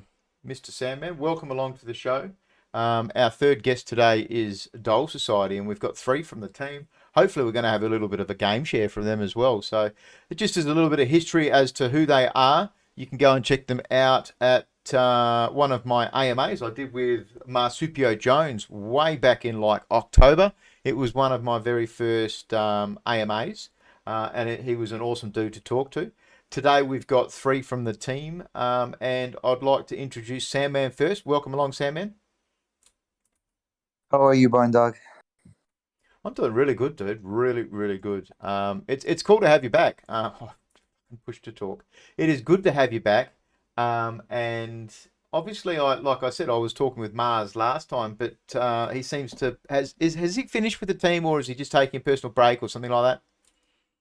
No, so the way we approached Doll Society was, really giving people tasks in terms of you know, we saw this as stages. So during the initial stages of the project, he was heavily involved as a marketer, and that's what he does. He led the marketing team, and once we really started to get to the development aspect, he kind of took a step back, and for us to kind of develop the game, write the smart contracts, get to a point where we have to start marketing again. And but he's active with me. I'm in touch with him almost daily, and but currently, there are no tasks for him that involve him being um you know part of the project on a day-to-day basis. When we are live, he will be active again, more of a leader, rather than a doer. I feel like when we started the project, he was kind of doing everything, but he has been able to get a team around him, and once we start the marketing of the game, he will be back, and he will be involved. And I think he did a great job with the NFT marketing, and he set us up for where we are now. Yeah, he did. I loved him, and that's why, as I had a great time talking to him at the very start. And it was very early in my career of Solana Gaming and where I am in my own personal space. So there's a connection there, like it's awesome to see the team still here and building, which is good. And it doesn't mean I'm unhappy talking with you. I love the first few interactions we've had so far, and you hold yourself well in the space. I guess let's talk quickly about the history of Doll Society, because a lot of people aren't going to know much about you guys. You've been building since last year, and that was sometime around October. You had a bit of a tough mint, just like we talked about Zoolana at the start. You offered a bit of a utility to your NFT, which people in Solana couldn't understand, and it wasn't a flip mint mentality. Like it was you're going to get one of 6 factions of dolls, and you're going to get holding some kind of Solana payments from the game being played. So do you want to talk just a quick intro on what Doll Society is and what you're building out, and then we're going to get into some of the juicy stuff that's coming up. Sure. Yeah. And it's actually interesting. Me and Marsupio, we've been friends for, I would say, 10 years now, and he was my, kind of he exposed me to crypto, early on, in college in like 2014, 15, and you know we started as investors. We would find small projects to invest in, and eventually, once we realized that there are going to be layer one solutions that do offer tools for us to build games, especially games that require a lot of transactions, and um, you know we wanted to kind of take a crack at it. But to be honest with you, I really didn't have an experience creating an NFT project, or creating a game. So one of our main tasks was to actually find the right people to be able to create something like this, to create a game from scratch that doesn't exist, where you have to write, card logic, game logic, deck logic. Those things were all out of our expertise, but we wanted to do it. It was a great challenge for us, and we felt like, you know, we knew that if we started something, regardless of what the results were going to be along the way, that we would finish, and that we would give a finished product to people that would work, that would be free of exploits, that would be free of bugs. And we've kind of outlined all the steps that we needed to take, and it's been a long list, and it's been a long journey, but we're kind of we've gone along the list, and we've hit a lot of our check marks. And so you'll see today that we have a nice presentation showing you what the game rules are, and then you're going to have Cruz just show the game live and play it, and then we'll discuss what the game entails. But what we really wanted to do when we started this project was allow people to have a game like this, like a gambling game, where you can come in, bet money, and be able to gamble on the blockchain. And we kind of knew that meta might come around. Obviously, we could have at the time decided to do something like a coin flip or a blackjack, but we really wanted to create something that just would stand the test of time. We didn't want a bigger project to potentially come around and do a better coin flip than us, or do a better blackjack game than us, maybe with more funding and more backers, so on and so forth. We wanted something that would exist in its own little niche area, that you would have like a core following, and then maybe more people come into it, and people become better at the game as they learn and develop their skills. And so realistically, we could have just done this without the NFTs, but um it's funny. Before we started this project, one of my friends kept taking me to the casino, and slowly I began to learn that the house always does win, Yeah. especially in a real life setting. And so my vision was, how can we kind of let people that don't necessarily want to gamble at least get an exposure to this industry, which is huge. It's a huge industry, sports betting, just gambling on its own. And I think it's going to become bigger and bigger on the blockchain. And so we wanted to create a utility NFT that kind of directly related to the game, be it via staking, which we have the code done for, and as the game is played and money is collected, will be just redirected back to the holders. But also through different mechanisms, like like the tournaments. And it's an easy concept, because all we have to do is track the metadata of the NFT to know who is the player that is in the tournament, and eventually just give payouts according to to that. And going back to your previous guest, the person that is going to do the renting, that metadata is just transferred over. So a lot of these utilities can be transferred over and kind of applied to our game as well. So so with the NFTs, you have the staking. um, but with the staking, we are not going to launch our own SPL token. I actually think having a token for the ecosystem is more detrimental than beneficial, because and we've seen this, and you've probably seen this, Barn Dog. They all eventually crash for different reasons, be it no liquidity or market conditions.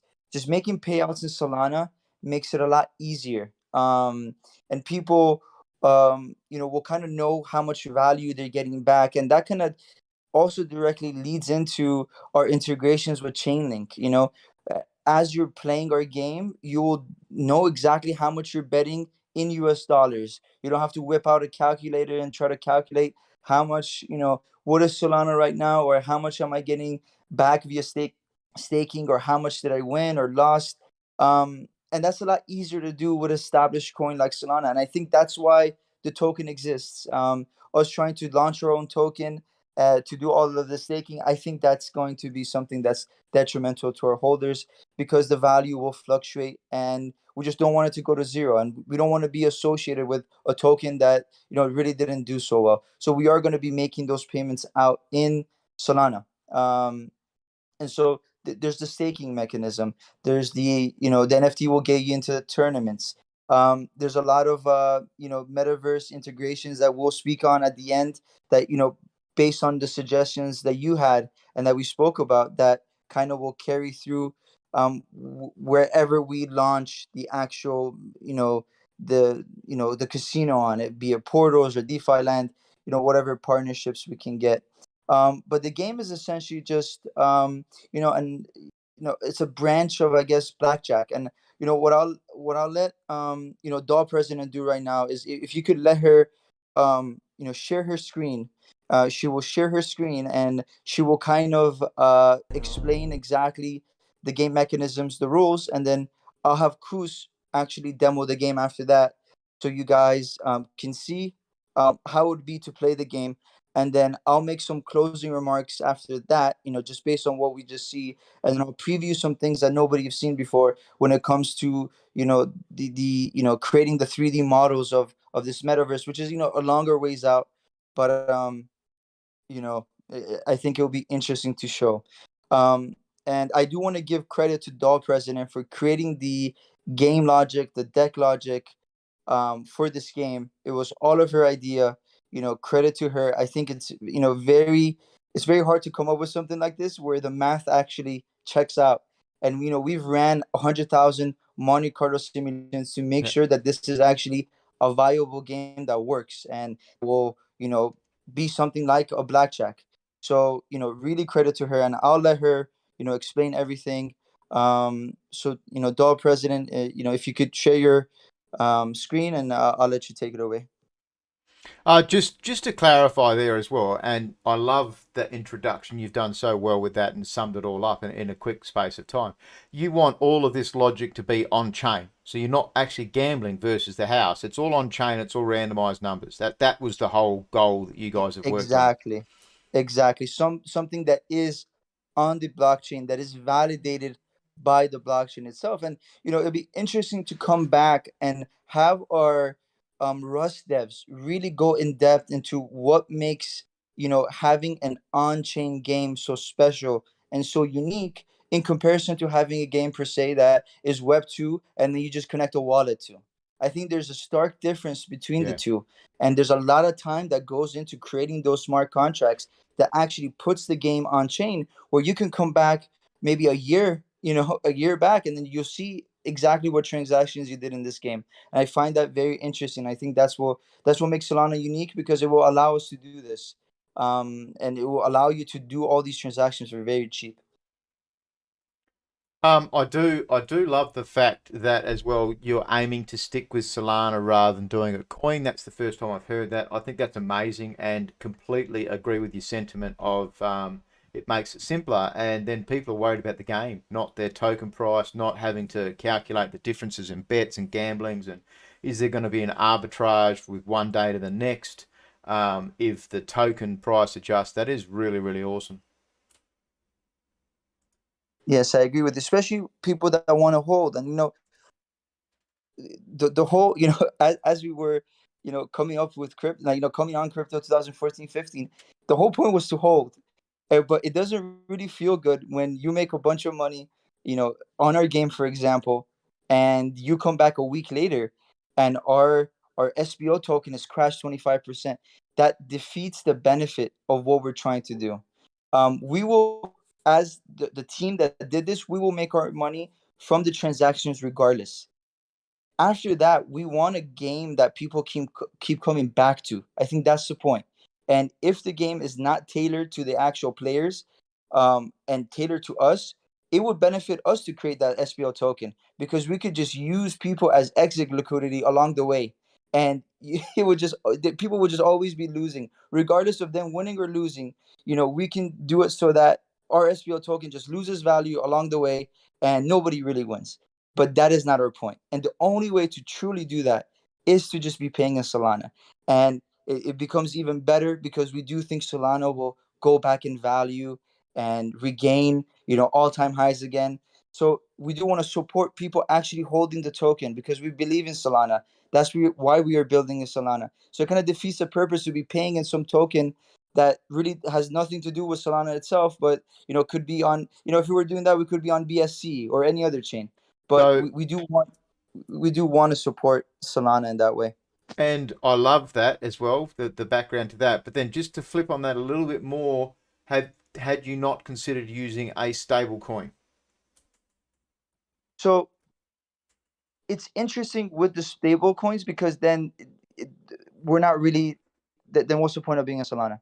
Then we could use one of the Solana No, stable I coins. agree with that. That's what I'm saying. Why not use a Yeah, USDC or yeah, even, God forbid, a Pi or something like that. But as a USDC, that's always hard back, and that's easier to track yet again than a Solana coin. And yes. it's on the SPL system. Obviously, building on Solana is different when we've got 50,000 TPS that's building up to 65,000. But, such low transactions, building on Solana is always a great game for this style of format where you're going to have a whole heap of transactions. Yes. I can have, I think the Rust devs can, attest to this a little bit more than I can, but it's a lot easier to create smart contracts when it's built on the native token of the blockchain that you're building on, Oh, yeah. Yeah, rather okay. than to go through a stable coin. And what we want to try to do is limit exploits as much as possible. And when it comes to writing smart contracts, the less smart contracts that you write, the better it is. Yeah, it Once makes you sense. start getting to the point where you have to add different clauses and make it more expansive, there's more risks, and there's a lot of smart people in this space that will figure out a way to somehow find an exploit in us paying in a stable coin and maybe take a flash.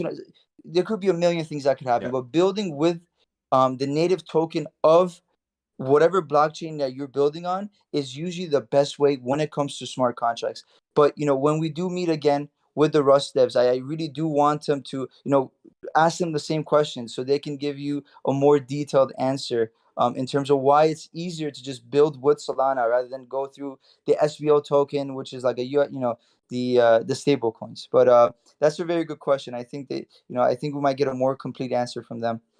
I do like it though, because at least Solana isn't as volatile as most of the gaming tokens out there.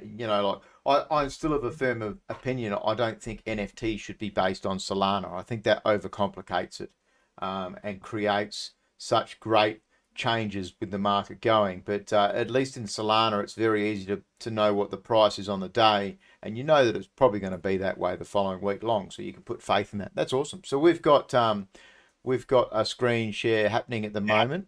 DollPresident's up. Yes, DollPresident, take it away. Hello. So I'm here to present you the game framework of the Clash of Dolls. So here we have a classic 52 card deck, but with Doll Society tweaks. So we have numbers 2, 3, 4, 5, 6, 7, 8, 9, 10.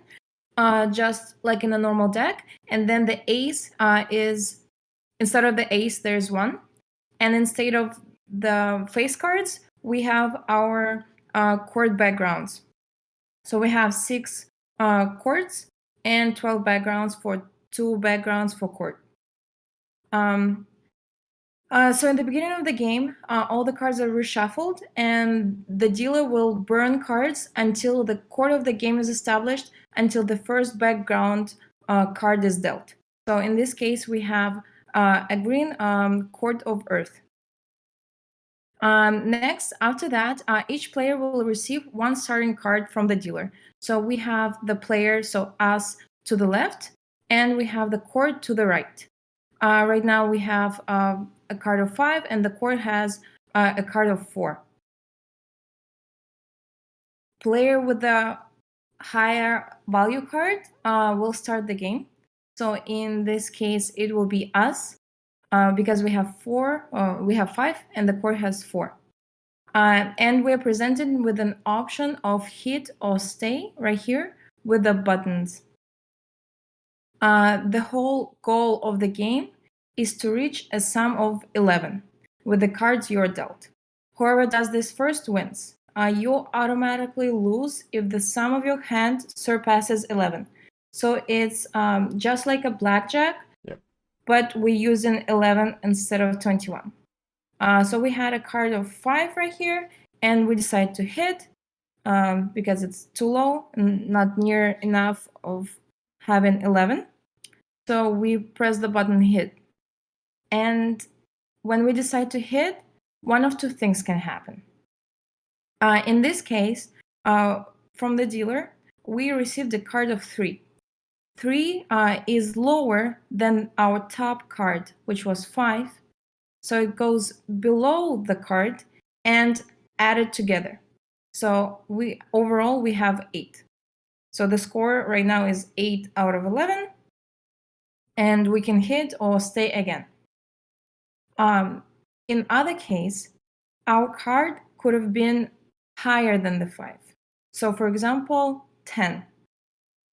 If our card is higher, so 10, the previous top card is burnt, and our card replaces the top card.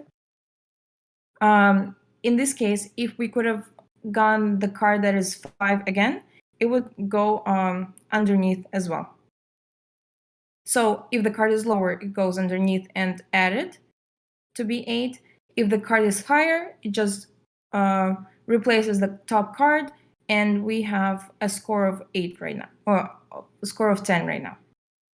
So in this case, we would like to stay, because if we want to get to 11, the probability of getting the card with 1 is very low, so we decide to stay and see and wait what the chord does and what cards does the court get, right? Alternatively, if the card dealt from the dealer is the background card, one of two things can happen again. So if the card dealt is the background card, but of a different court, in this case, we had a green court initially, and we received the card with the red court, or fire court, nothing happens, and it just burns away, and dealer continues to be dealing cards. In this case, we receive another green card, so the Court of Earth, and then these cards are staying here together, getting this tax bracket, and the player gets taxed, and the revenue goes to the core wallet, where then it will be distributed among the NFT Earth Court holders. And yeah, this is a small wrap up about the rules. Maybe you have some questions that I can repeat. I'm just checking through now, trying to remember. So I like answering at the very end there what the additional face value cards are going to do. Sorry, the jacks, kings, queens. So that just means you're either going to add a tax to the player, and then that goes towards the courts. Is 100% of the tax that goes towards the court's tax system, so the court wallet? Yes, the tax that it goes from the background card hitting within the round of the game, 100% goes to the core wallet. And then the player at the start that has the highest card is the starter in the routine, and once they choose to sit, the player 2 or the court then does their cards and their system. Does the player 1 get to have one more turn at the end, or it's just once you sit as player 1, then that's it, you don't get to react again? Once you stay, you stay. So in this case, the player had 10, so we had 10 and we stayed. And the court, is you can see right here, received the card of 9, decided to hit again, and received the card of 3, and court had 12, and 12 surpasses 11, so they automatically lost and we automatically won. So once you stay, that's it. You decide to stay, and in this case, we stayed at 10. And yeah, on this exact slide, obviously the court has to hit because the player has 10, so they have to hit no matter what. But if the court hit 2 and then goes to 11, then player 1 obviously can't retaliate. They cannot play again, can they? Correct. Yes, we lose and the court automatically wins. I do like the simplicity to the game. I think straight away we're thinking numbers. Anyone that's counted blackjack before, I'm not a professional card player or counter, but obviously you know statistics and you know numbers. All those numbers are worked out. This then takes that away because all of the face value cards, the jacks, queens, kings, they all change the numbers of what's possible to come out. It's very good. I like it. And this is the basis of the game that's come out. You guys have also got videos up to explain exactly this. They're available through Twitter, aren't they? Do you have a website, Sandman? Yes. So the website is also live. Yeah, that's DollSocietyNFT.com. And that has an example of the game that we've just watched, which was really good. I've seen that before. That's a while ago now. Yeah, and we will try to really make sure that even when you're in the game, that the UI will really support just the player playing. So we will add up the numbers for you. We will direct you to where the stay and hit buttons are, and so you will see that we're really tailoring the UI to make it very simple, so that once you're just playing the game, it's kind of seamless and you can get a lot of rounds in without really having to think. I think in a real life setting, when you play blackjack, sometimes you're trying to add the math and you're not sure and you see a face card, like what it was a 10, and then you see the ace, and you're like, oh, it could be a 1 and an 11.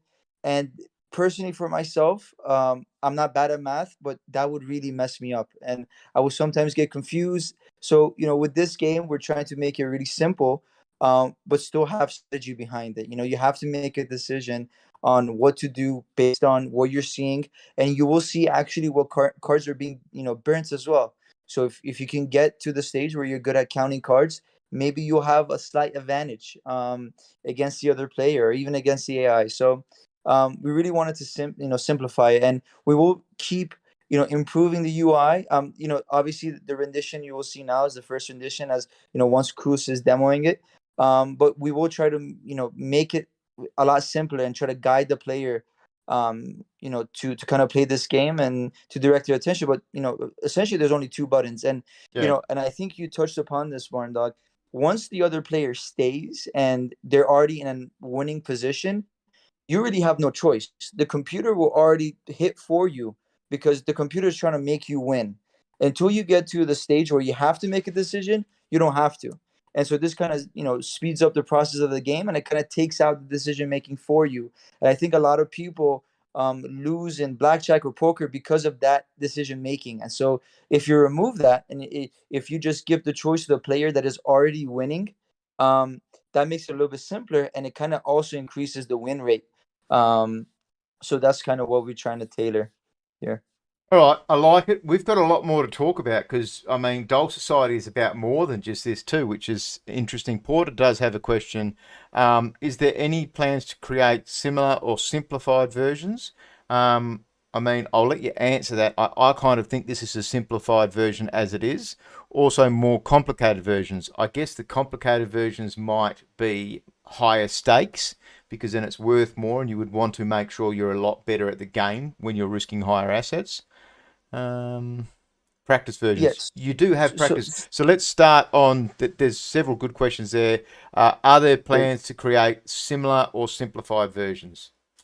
Okay, so in terms of more simple versions, you can technically take away all of the background cards. And so what that do is it will give you just numbers. Now, that's a step below. If you could go below this, you could take away the backgrounds, and you could take away also additional cards. So it becomes a rendition of war. I don't know if you guys have heard of war. It's one card. So a player gets one card, another player gets another card. Whoever has the highest card wins. So that would be the lowest level. Now, if you want to make it more complicated, what you can do is add more decks to the hand. So this is a traditional 52 card deck that at the end of every round is reshuffled. Now, if you want to make it more complicated, you add more decks. So in blackjack, you play with 4 decks at one time. If you were to add more decks, it becomes harder to count, and the player is essentially just really, really gambling. At least with this, if you're really watching the game and seeing what cards are being dealt and burnt, especially at the start of the game, you might have a little edge. But once you go through, a 4 deck, kind of hand, there's really no advantage. There's a lot of variability. Now, if you want to even make it more complicated, like more than that, then you can have multiple players betting against the AI. So as if you're sitting at a blackjack table, rather than it be 1v1, you have it, 5 people versus 1, but then you have to change some of the logic of the game to kind of tailor that experience. But that's probably the highest you would go, similar to blackjack, right? You would have 6 players sitting at a table with a 4 deck hand, 4 deck hand, and just going through the whole deck. Now, in terms of this ecosystem, this is very hard to develop in comparison to everything else. So, and I think we've previewed this on our website.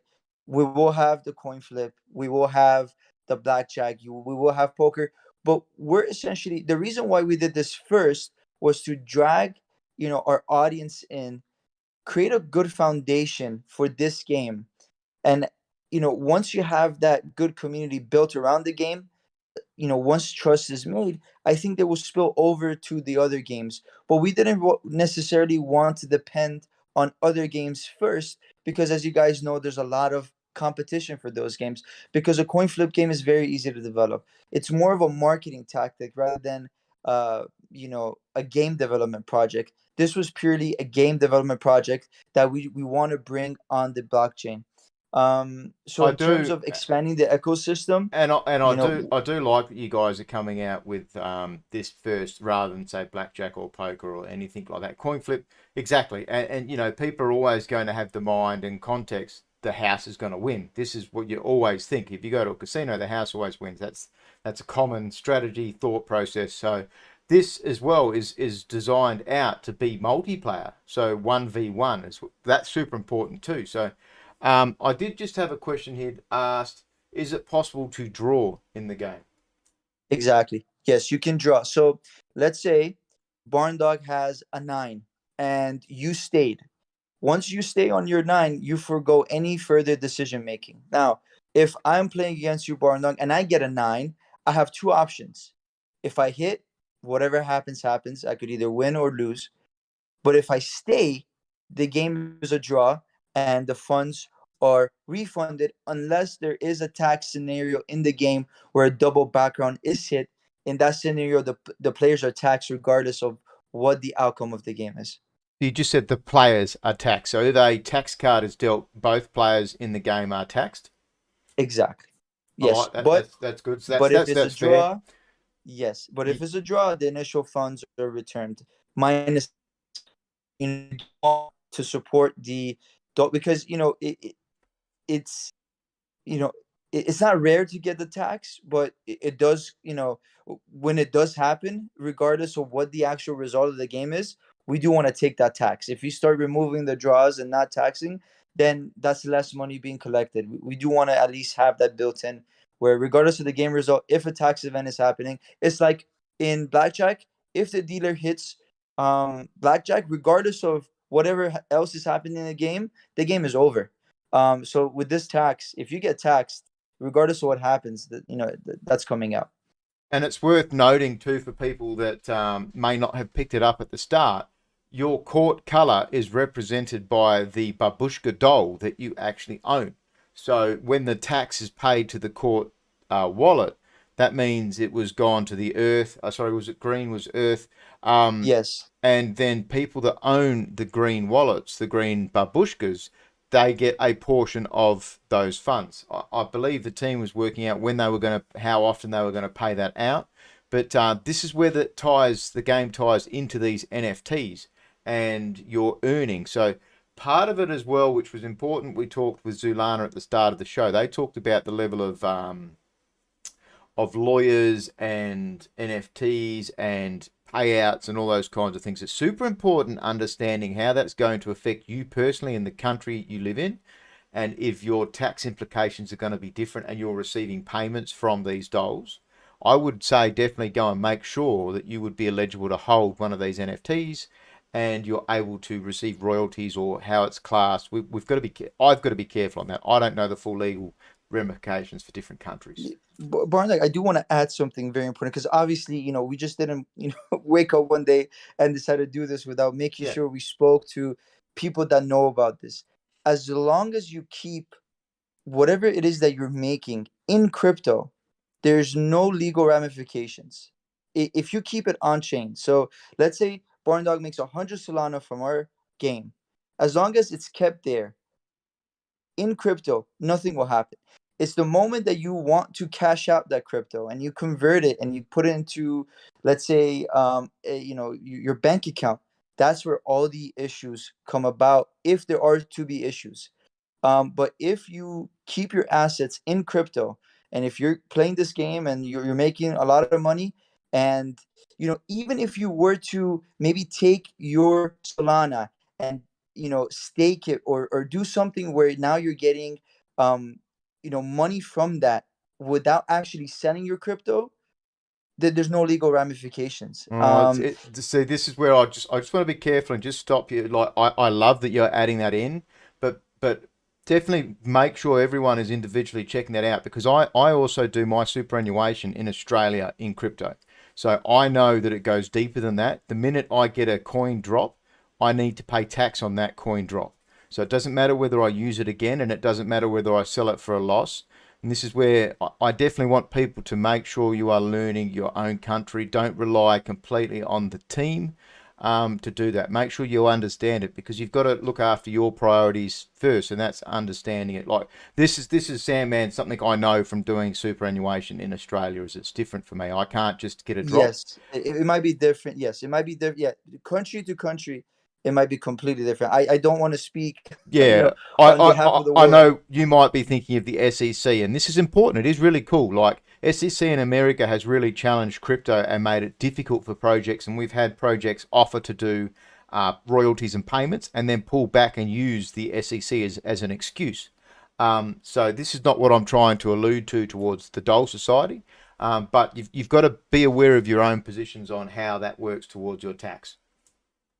100%. And you do always want to, and just in general, in crypto, you always want to know that tax day is coming. And, if you are sending your crypto and using it as income, you do have to pay taxes on that. So that's something important to keep in mind. And I'm happy, Barn Dog, that you touch upon on this. But, I think until there is, a clear, clear guidelines on all this, I personally don't think any teams should, stop developing. I think that will kind of defeat the process of what the blockchain is meant to do. The day they come, to our door and they say specifically that, hey, what you're doing is not allowed and 100%, you can't do it, then we'll stop. But until there's clear guidelines, I think, you can develop. And just to any teams that are trying to do stuff like this, I think you should just keep developing until and then, we'll be able to adapt and kind of fit into whatever guidelines come about. I don't think this is something that, they'll tell us, oh, completely shut it down and you can't have, your games, or you can't do this and that. I think there'll be certain things that we have to do to adapt, but I think it defeats the purpose for projects to stop just because of this. I think ultimately it might be, somewhat of an excuse to do that, and I think it defeats the integrity of the blockchain. I really believe in that. I agree. I like where you're going with it, and this is important. Like my point is, make sure you understand the differences in your crypto, and if you're doing a personal fund like I am for super, is different than personal crypto for me. I pay myself a monthly crypto wage, so I need to make sure I personally know what I'm doing, or I get fucked over, and I pay extra tax or fines and all that kind of stuff. Sandman, we've been going for a bit, and there's still a whole heap of actual important, really cool shit happening. You're going to have a 1v1 tournament, and that's now ready. Is that right? Yes. So can we have Kus, and then while we're showing the game, I'll really speak on what the developments are in terms of just rolling these out. They really explain how everything's going to work, but I do want just Kus in the back, kind of showing, just playing some rounds, so you guys can just kind of see the UI, stuff going about, and then we'll speak Barn Dog as he's showing that. Yeah, dude. Just for the Yeah. sake of Throw him on. time. I've just had a look, just waiting for his screen to load up. Okay, let's see.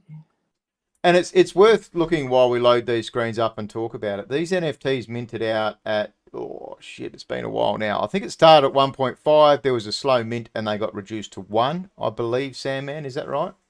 So what ended up happening is, with all the airdrops and everything we did, just to make sure everybody was kind of happy with whatever the mint price was. Our goal was not to come out of here and buy yachts with this. We wanted to just something where we had enough to kind of develop all this, because Yeah. there's a lot of teams involved. A lot of people have to get paid. Unfortunately, nobody's working for free. So, we just wanted enough to actually develop this game, pay people just a reasonable fare, regardless of where they are. We don't want to take advantage of people. Oh, just because you live in this country, we're going to give you a third. We gave everybody the same amount just so we could develop the project. So eventually, after we did all the airdrops and the pre-sale, everything, it came out to 0.8 SOL at the time for each NFT, unless you just waited till the end and you bought just a normal one, which was 1 SOL. But rarely people did that. Most of the ones that we sold were just either through the pre-sale or the rolls that we had done, and those came out to 0.8 Solana. But yes, obviously, I do feel like there's a disconnect between the amount of work and efforts we're putting into the project and the actual floor price of the NFTs. But I think there's a lot of things that go into that. That doesn't really deter us from what we're doing. I think if we just stick to our game plan and what we're doing, we'll eventually get to where this project needs to be. But I do wish obviously the floor price was higher, all those good things. But I think we will get there. We're not gonna stop just because it hasn't performed well. But I think let me see what's happening here. Are you able to see Couscous's? No, it's got bad network for me. I want to make sure that.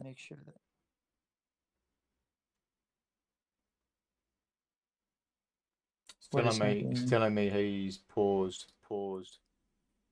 Feedback loop. Can you see my screen? I can see yours. Yep. Oh, okay, perfect. So it's just a quick demo of the Clash of Dolls game. Before I start the demo, I want to show you sort of a quick little game statistics. So I play the game for 100 times, and these are sort of the numbers that I got from the game loop. So this 35.92% win rate, a 25.24% draw rate, and then a 38.83% loss rate. Kuz, sorry to cut you off here. Are we? I don't think we're. Barnag, do you see his screen? I'm not sure No, what. he's got a. Unless he's got the wrong screen on show. Kuz, you want to make sure you're showing us the proper thing here. Yeah, so you've just got your wrong screen selected through Discord. That's all. Just got to pick a different screen. You're obviously running a dual screen setup. When you go to stream function, you'll see that in Discord. Is it working? So we're seeing your Discord page right now. That's better. That had it, I think. No, I just saw a there was a white page document or something. Is it working? No, you're just showing Discord. Just shut it down.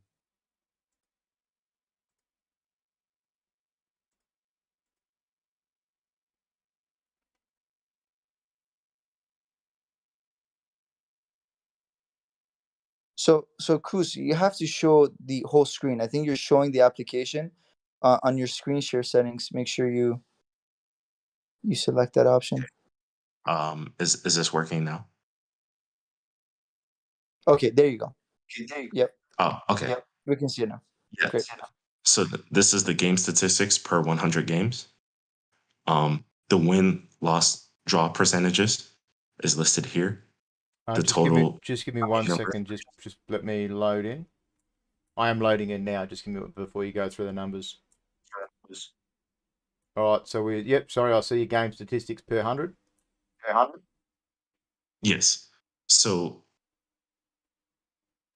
the win-loss percentages for when I played the 100 are almost similar. And then there's also, we're taking into account the draws. Taxable events happen at about a 20% rate per 100. And then there's an average of 3.78 cards discarded for every game that was played. So now I'll go to the demo. So you can randomly place chips inside of this bet space right here. And then when you're ready to deal, you can press the deal button. Or if you want to change the price amount, then you just cross out and then do it again. So we're ready to deal. It's first discarding the cards until the first filled card.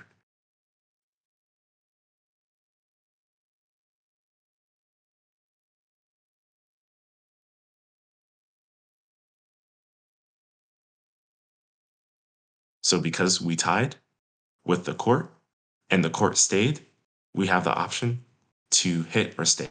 And because the current card is a 2, I'm going to hit. I have a 9 now. I'm going to stay. And you win. On an 8, I would have probably stayed and taken the draw. It's interesting. Well, the strategy to the game is well, Yeah, the but strategy that I if you- discovered for my if- specific like playing style, so if you hit a 4, then I would have you would hit. have busted, wouldn't you? Well, in that scenario, if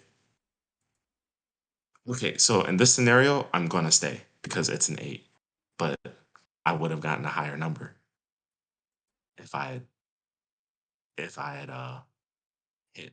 So it's really just it's how risk averse you are, Yeah, same as if that makes blackjack. sense. I like Yeah. it. Yeah. So if you keep playing that, Sandman will need to get through a couple more elements before we. Yes, sure. Um, Yeah, for the sake of time. So I'll yeah, explain how we're gonna roll this out. So obviously, what you're seeing now is on localhost. Koos, you want to just keep playing a couple rounds so they can see as I speak? Would you mind doing that? Just have it in the back. Yeah. So the first thing we're gonna do is have the game available so that you can play against the AI. The AI would be us. So it's like as if we as a team put up our money, allow people to come in and play against the computer. What that allows us to do is just to make sure that there's no exploits in these smart contracts. That's the simplest way to do it at the start. Um, After we go through that phase and we make sure that everything is up and running, there's nothing crazy happening, our house wallets are not getting drained, the staking mechanism is working well.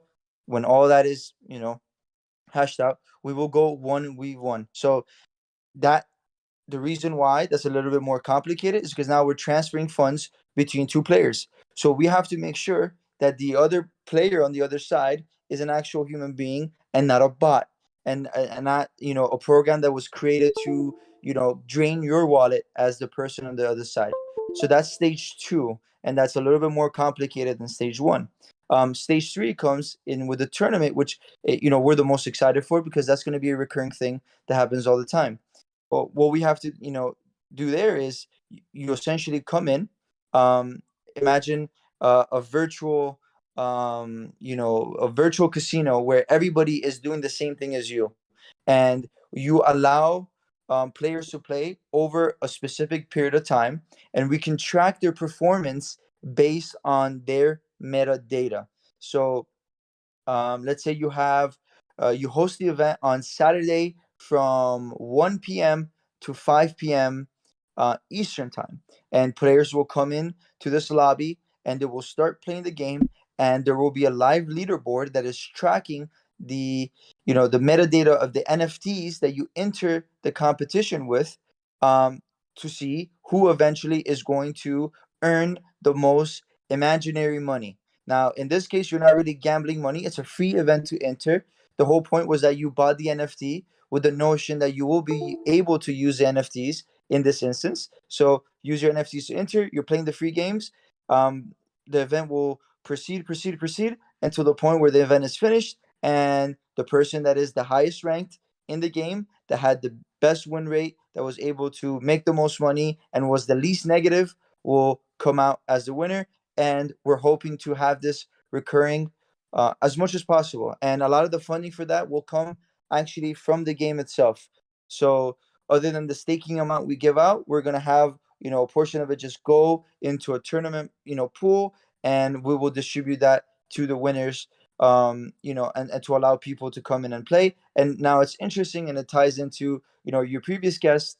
Imagine a world where now you can just, rather than having to own the NFT, if the NFT when the NFTs, let's say, become expensive, you could just rent it for the tournament, and you use it to enter, you win, so on and so forth, and then you could just return it back to the owner. Yeah, I really love Cardinals and getting them in tonight. That is some of the stuff that we're going to see make possible from that, and the fact that it's on mainstream now, like holy shit, on mainnet, like DeFi Land just dropped NFTs. We could start renting them out. All right, so the tournament then is going to be possible, and from when? Sorry. So okay, so the stage one is going to be live pretty much by the end of this month. Pretty much like on schedule. As long as nothing crazy happens and somebody doesn't hack our game, or just something crazy happens, stage two and stage three should happen fairly soon after that. So we are aiming for as soon as possible. We don't know, because you've seen this yourself, Barn Dog. A lot of big projects that do this kind of, these kind of games are getting pretty much drained. And we just really want to make sure that at least, in the first stage, it's secure, Yeah, and that that you're makes not sense. losing money. It's very important to us, because that will really, I don't, you don't want people to come into a game and in the back of their mind be like, what if something happens to my wallet? Even though we will really make sure that we tell everybody, hey, do not play with your main wallet with this game. Or, we have capped the max bet, so that even if you were to get drained and something crazy were to happen, at least it's not, a significant loss. And obviously we'll refund everybody and all those things. But it's still something really bad to come back from if you kind of rush this just to save a week or two, let's say, and something bad to happen in a big tournament where everybody's NFTs are, stored, and let's say everybody loses NFTs or something. I promise you, once you go on mainnet, the first thing people are going to do is hack the game. They're devs that just specialize in this, and they're not always going to be white hat hackers per se. So the simple version of the game where you just play against the AI should be out very soon. If nothing happens, what I just described to you, player versus player in the tournament, it's very easy to develop. What was really difficult is actually creating this game. We would try to show the videos of how much code went into it, how many hours has gone into creating this, and we'll release all those videos, the rest of them, just to show. But I do love the videos you've been putting on. I can't really play them with the thank music because it means I get copyrighted. But I do like the fact that you've shown us along the way, and like having that connection with Marsupio last year, and then watching it 6 months later, you guys are still here building it. It's fucking awesome. It is a really good feeling that we managed to get on board, and I met someone part of the team, and that and 6 months down the track, we're both still building. I'm building my brand, you guys are building yours, and it would absolutely love to have you playing some games here. I will 100% test that with you guys live. Yes. We do Saturday night shit, so I'm happy to put it on a Saturday night and actually have a few of us with burner wallets ready to go, Yeah, to I, play I would some love that. rounds. Yeah, so Yeah, that's and I'm gonna come back with a much bigger team of. I would love people to see the kind of the manpower that goes behind just creating smart contracts and learning Solana, and even if you know Rust, there's so much like frameworks that you have to learn. So we'll come back very soon. With that team, and we'll have it live, and we'll love for you guys to play.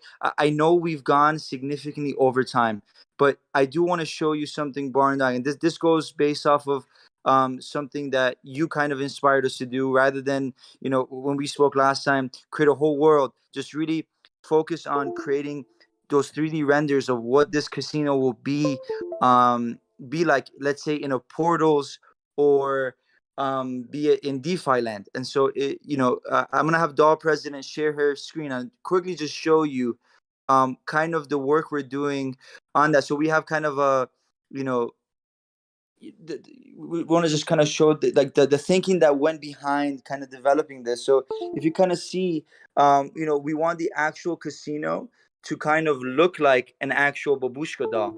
And so, this was kind of one of the first renders we did in terms of what it would look like. We had some other ideas in terms of like this actual doll and how we can incorporate it, some windows, and eventually we got to this point. And so this was the render that we're working on. And so this will be your 3D casino that you will enter from here. And all these open spaces will be kind of glass, and you'll be in window, and you'll be able to see the outside world. And we kind of showed the path that you would have to take, and kind of like a render of what the elevators will look like and stuff like that. So obviously this is way down the line. This will probably take all of this year, but I just kind of wanted to showcase that we were working on this. And I think having this in an actual established metaverse, as you suggested, I think that's going to be the real next big step for DOS society.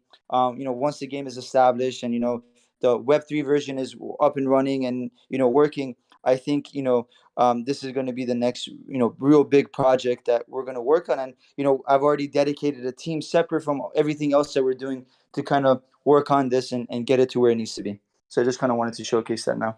I like it, dude. And I'm happy to be able to of at least have some helpful input. I think adding to a building metaverse is going to be a much better comment for you guys long term, because then you spend your time building out your project, your game, and that looks. I like seeing the pink humans, pink, purple, whatever color they are, through the different buildings. So you can see different layers, different tables. You can imagine different tables, different settings. Maybe you've got the high rollers up the top, with the Exactly. one soul tables up the top.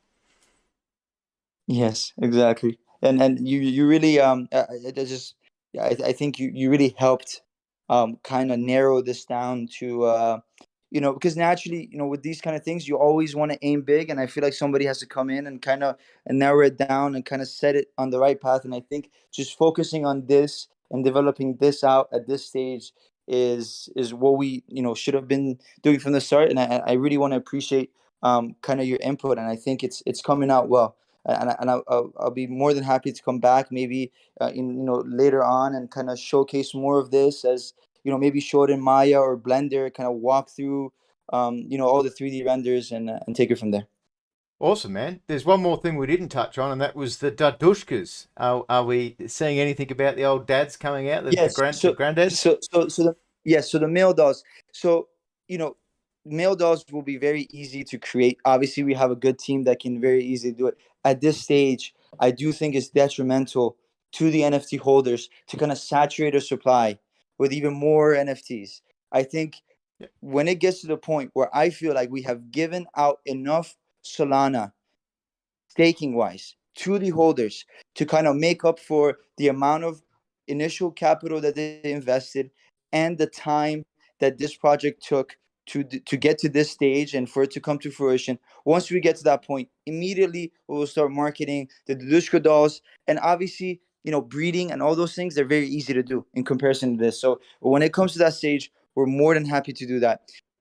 My goal right now is to make sure the initial investors are reimbursed and then some for committing their capital to this, and also kind of sticking with us to this process so that we can launch this game. But once we get to that point and that's kind of over with, and we know that we've given back enough in staking, we're more than happy to launch that second collection and do the breeding and maybe saturate the supply a little bit more, have more people come in. But at this stage, we're fully focused on kind of the stuff that I showed you, just specifically with the game and launching the game. Yeah, no, I like that. So the main reason I wanted to touch on it is the fact that the team has obviously considered down the track there could be potentials to bring out the male dolls, the dadushkas, do a breeding system, but they don't need to do it now. They're building out their project. They're building out their casino. I love seeing this. This is really cool to actually see that you're putting some thought into building out your actual casino, and you can implement that into one of half a dozen different projects that are fighting at the moment. So, Portals, Lux, even Sovana are looking for different things as well. So there are many options out there, and it's awesome that you sound so positive, Sandman. I love it. It's really cool. So Thank you. It's worth mentioning again. I'll swap over screens quickly. I said something before about the potential of getting into a cheap project at 0.2. The dolls are selling for less than half a Solana floor on Magic Eden. This is how you would get a doll into the system. I've still got my initials. But yeah, same as anything. I'm not here to shill out the projects. I'm here to get them onto stage. These guys have been building for over 6 months that we've had a connection to them through myself and the team. And it is awesome to see them 6 months later with a game that's hopefully going to be hitting within the next week or two for playing versus AI by the sounds of it. So, Sandman, that's been very cool, and I appreciate the additional team coming in. I'll just change that screen. So, DollPresident Couscous, thank you very much for coming along as well and giving some live presentations. I do like being more than just a talking head on stage. and being able to show our guests and stuff like that. Is there any closing thoughts you've got for us then, Sandman, on what, you know? Yes. Obviously, I appreciate everybody here. Obviously, I appreciate you, Barn Dog. But I do want to mention one thing. I know a lot of people get into NFTs, to flip them and to make money.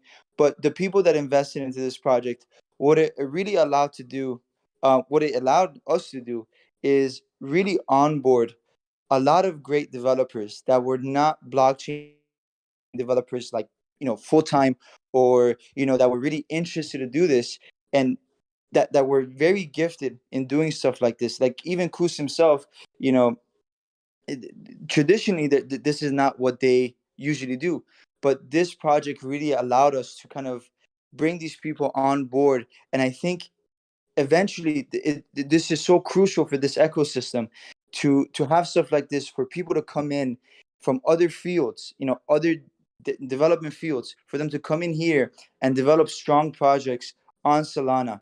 Because if Solana is to kind of stand the test of time and exist long term, this is what needs to happen. Somebody has to onboard these people for them to do this. We've gone through, I've taken developers 0 to 100, from teaching them Rust to teaching them how to do Solana smart contracts, going through the documentation. Just this whole process wouldn't be, possible without people actually investing into these NFTs and doing this. And hopefully, we can, reimburse everybody, more than they put in. But, I do want people to know that, with buying NFTs, if they have good intentions, it does create a lot of positive things for the ecosystem in general, for the blockchain in general. And I think it does have a positive impact on the developers themselves. It could, elevate them to a better stage of life, to do things that they're more interested in. And so I really want to just thank everybody that's kind of been part of our project. And hopefully you guys can see that we're really trying to kind of do right by the people that have been involved in this, and kind of give what we promised back. And so hopefully that comes more and more into fruition as we go forward. I love it, dude. Again, appreciate you coming on stage, talking about it with such passion. This is what I love to see: developers and teams coming in together, being strong, building out their projects. And it's a risk. It's a risk getting into Solana Gaming. It's a risk getting into any project. Where do you put your Solana? Some people only have a small amount. Some people have higher risk factors, but it's a project that's worthwhile having a look at, in my opinion. And it's something that could have a bit of fun and play. There's going to be, play versus the computer or play versus other player options. As mentioned, it's going to be on blockchain as well. So you're not really playing versus the house. It's all on blockchain. It's going to be random code. So that'll be really cool to see it. Sandman, thank you very much for your time. Thank you. And good luck. And we'll absolutely be seeing you for some live gameplay. Yes, I appreciate it. Thank you so much. Have a great day, everybody.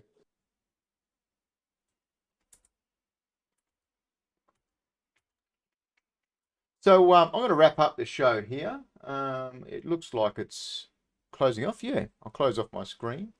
I've had a really cool day. We've had some great projects come in with Zoolana to start off with. Then we had Cardinals, and then we had Doll Society to finish off. So to do a bit of a wrap and a closing on it, Zoolana building out a game RTS on mobile that likely won't be available till end of year, potentially for alpha, and 2023. But they're a project that has a low entry point. You can go and check out the information. They've got, it sounds like, some exciting stuff coming out in the next week or two. Cardinals is something which is available now on mainnet, and we're starting to see more and more games firing up. So this is why I wanted to get them in here, is there's more use cases than just playing a game, hiring an NFT, and potentially playing said game. There's going to be many use cases for it within DAOs. We can get some really cool use cases out of it here, where we could actually hire out our designers to design someone a Portal's room. That to me makes me fucking excited. But then of course, with Doll Society at the end, you could hire out a doll, one of their NFTs, to enter a tournament, and that in itself is another use case for all of the games. So Doll Society finished off. We did a bit of time with Sandman. They are building out a casino-styled setup. And the first game, Clash of Dolls, is the 1st to 11. So it's either, sorry, the 11. It's very similar to blackjack. So understanding that is there is plenty of video on the actual gameplay of it. Now they've been building since October, November last year, and this is 6 months later, right? Games aren't built overnight. Don't expect games to come out overnight. So we've had 2 games that have been building for a long time that I've been a part of, and interviewing them, bring them on stage, bring them out to Grape, and Solana, hopefully. So they're both projects that are low entries. And yeah, do a bit of research, have a bit of a look. I really appreciate the crowd questions. We had up to 15 people live on YouTube. I need to go and do some cut editing for the stuff that we had on play. But yeah, big news outside of that. DeFi Land launched their NFTs and their seeds and stuff today. So what am I doing going forward with Grape Gaming, and what are we doing at Grape? We're going to be building out projects around some of these games. So, for example, Zoolana, I'd like to be building out a team for things like other games. We've got a photo finished game. You know, we play a lot of Step N as a group. We're absolutely going to try to do events and marathons through that as a group. And there's so many other Web 3.0 games that are going to be coming online as of now. So don't be afraid to pop into Grape Protocol, have a chat to me, have a chat to any of our gaming council teams, see if there's a specific game that you might be interested in that we may not know about, that you might think, oh shit, I'd love to build a team around this. So we want to offer guild-like services, but also we've got a chance to bring them on stage, ask them some questions, and support these teams with different things from competitions to drawing, design, video contests, and actually be a good positive part of the Solana gaming community. So I hope everybody had a great time, and let's do it again next week. Next week we do have Eyes Per Chain returning. Mr. Rudy played his game last time and defeated the Hulkjouster. They've got multiplayer coming out this weekend. We've got Rogue Star as well coming out. Now Rogue Star is going to be like a Star Atlasy styled theme, but it's built on Unity, and it's going to be available to play very, very soon. Chain Myth as well, they were due in last week. They had some technical issues, and that's a first person shooter coming out with like an Indian, Japanese, Chinese type background and thing to that. So a variety of games, but they are coming next week, and yeah, we'll close it up here, and we'll see you all next week. Bit of a stretch.